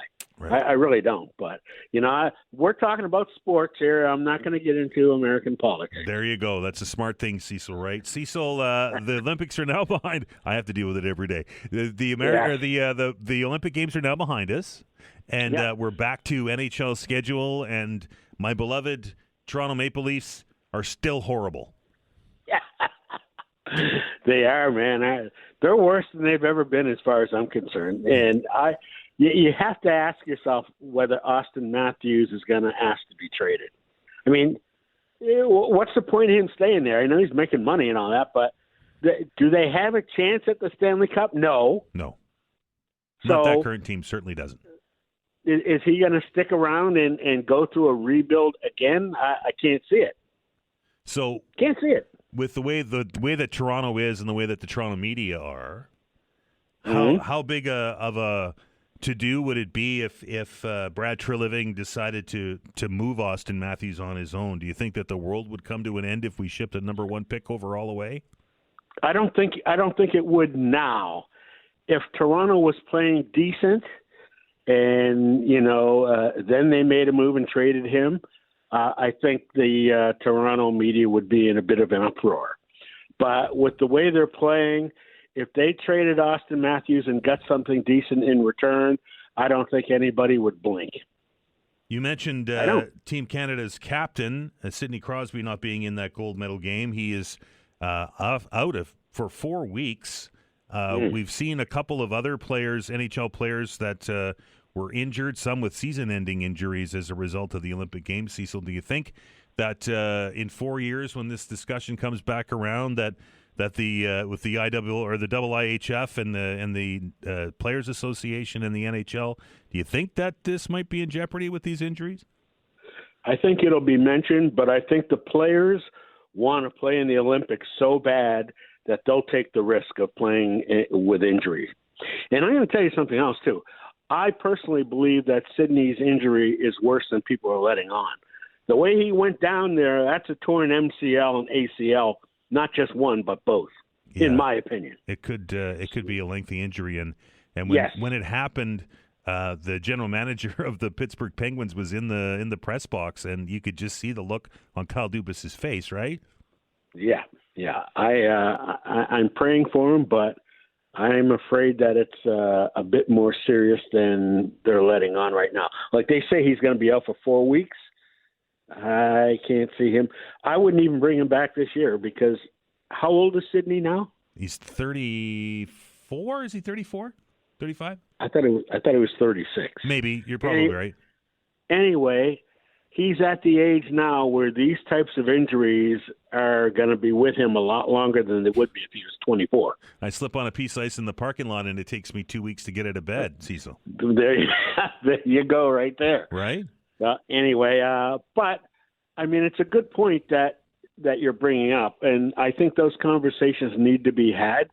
But like I said, I believe that the players want to play in the Olympics so badly that they're not afraid of taking the risk, and if something happens, they'll deal with it. Nathan MacKinnon obviously had a tournament and had a gold medal game, regardless if he missed the net or not. He certainly had a big game, but does this impact confidence? You know, Nate Dogg is the way he plays the game is straightforward, 110% full speed.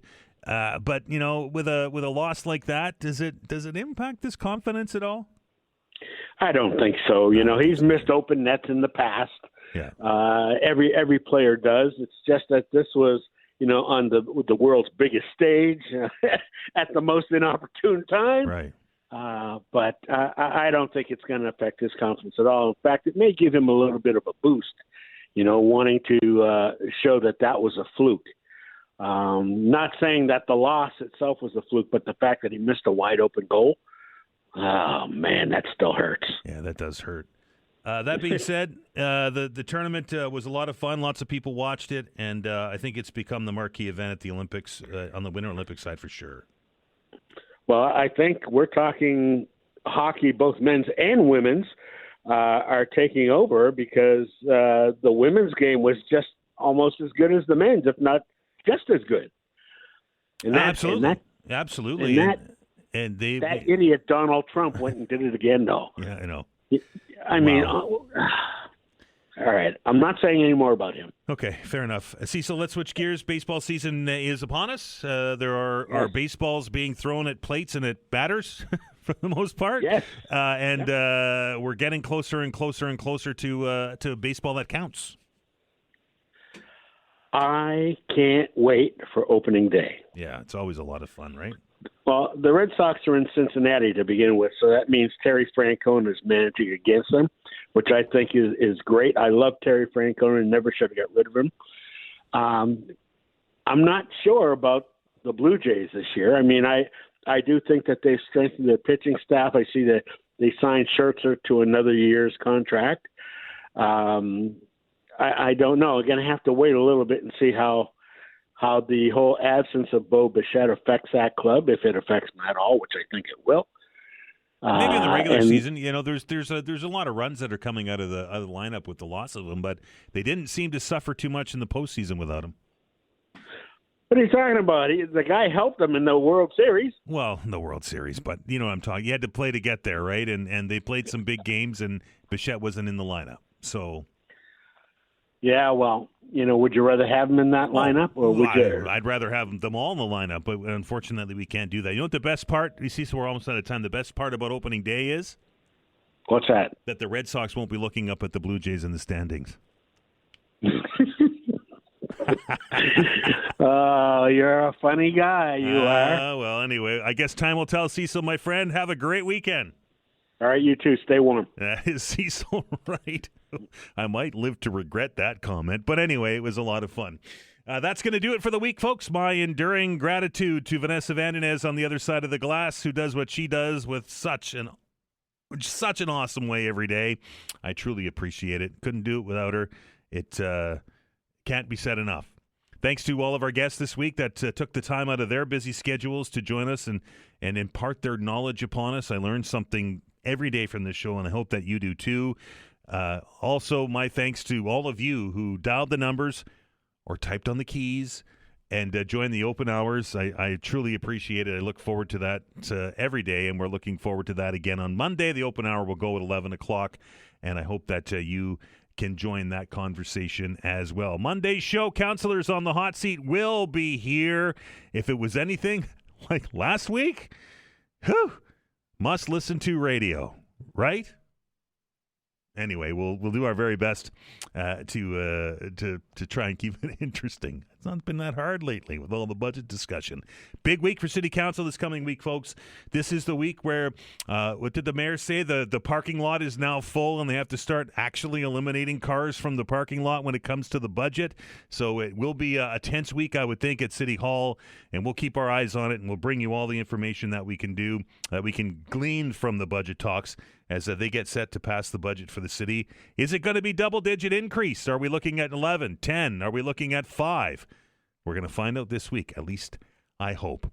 Until then, everybody, we're looking at a pretty good weekend weather-wise. Sunshine today and tomorrow. The first half of Sunday looking good as well. A perfect opportunity for you to get outside and enjoy what Nova Scotia has to offer. We are so very lucky to live in the province that we are, despite its financial issues, despite some of the warts.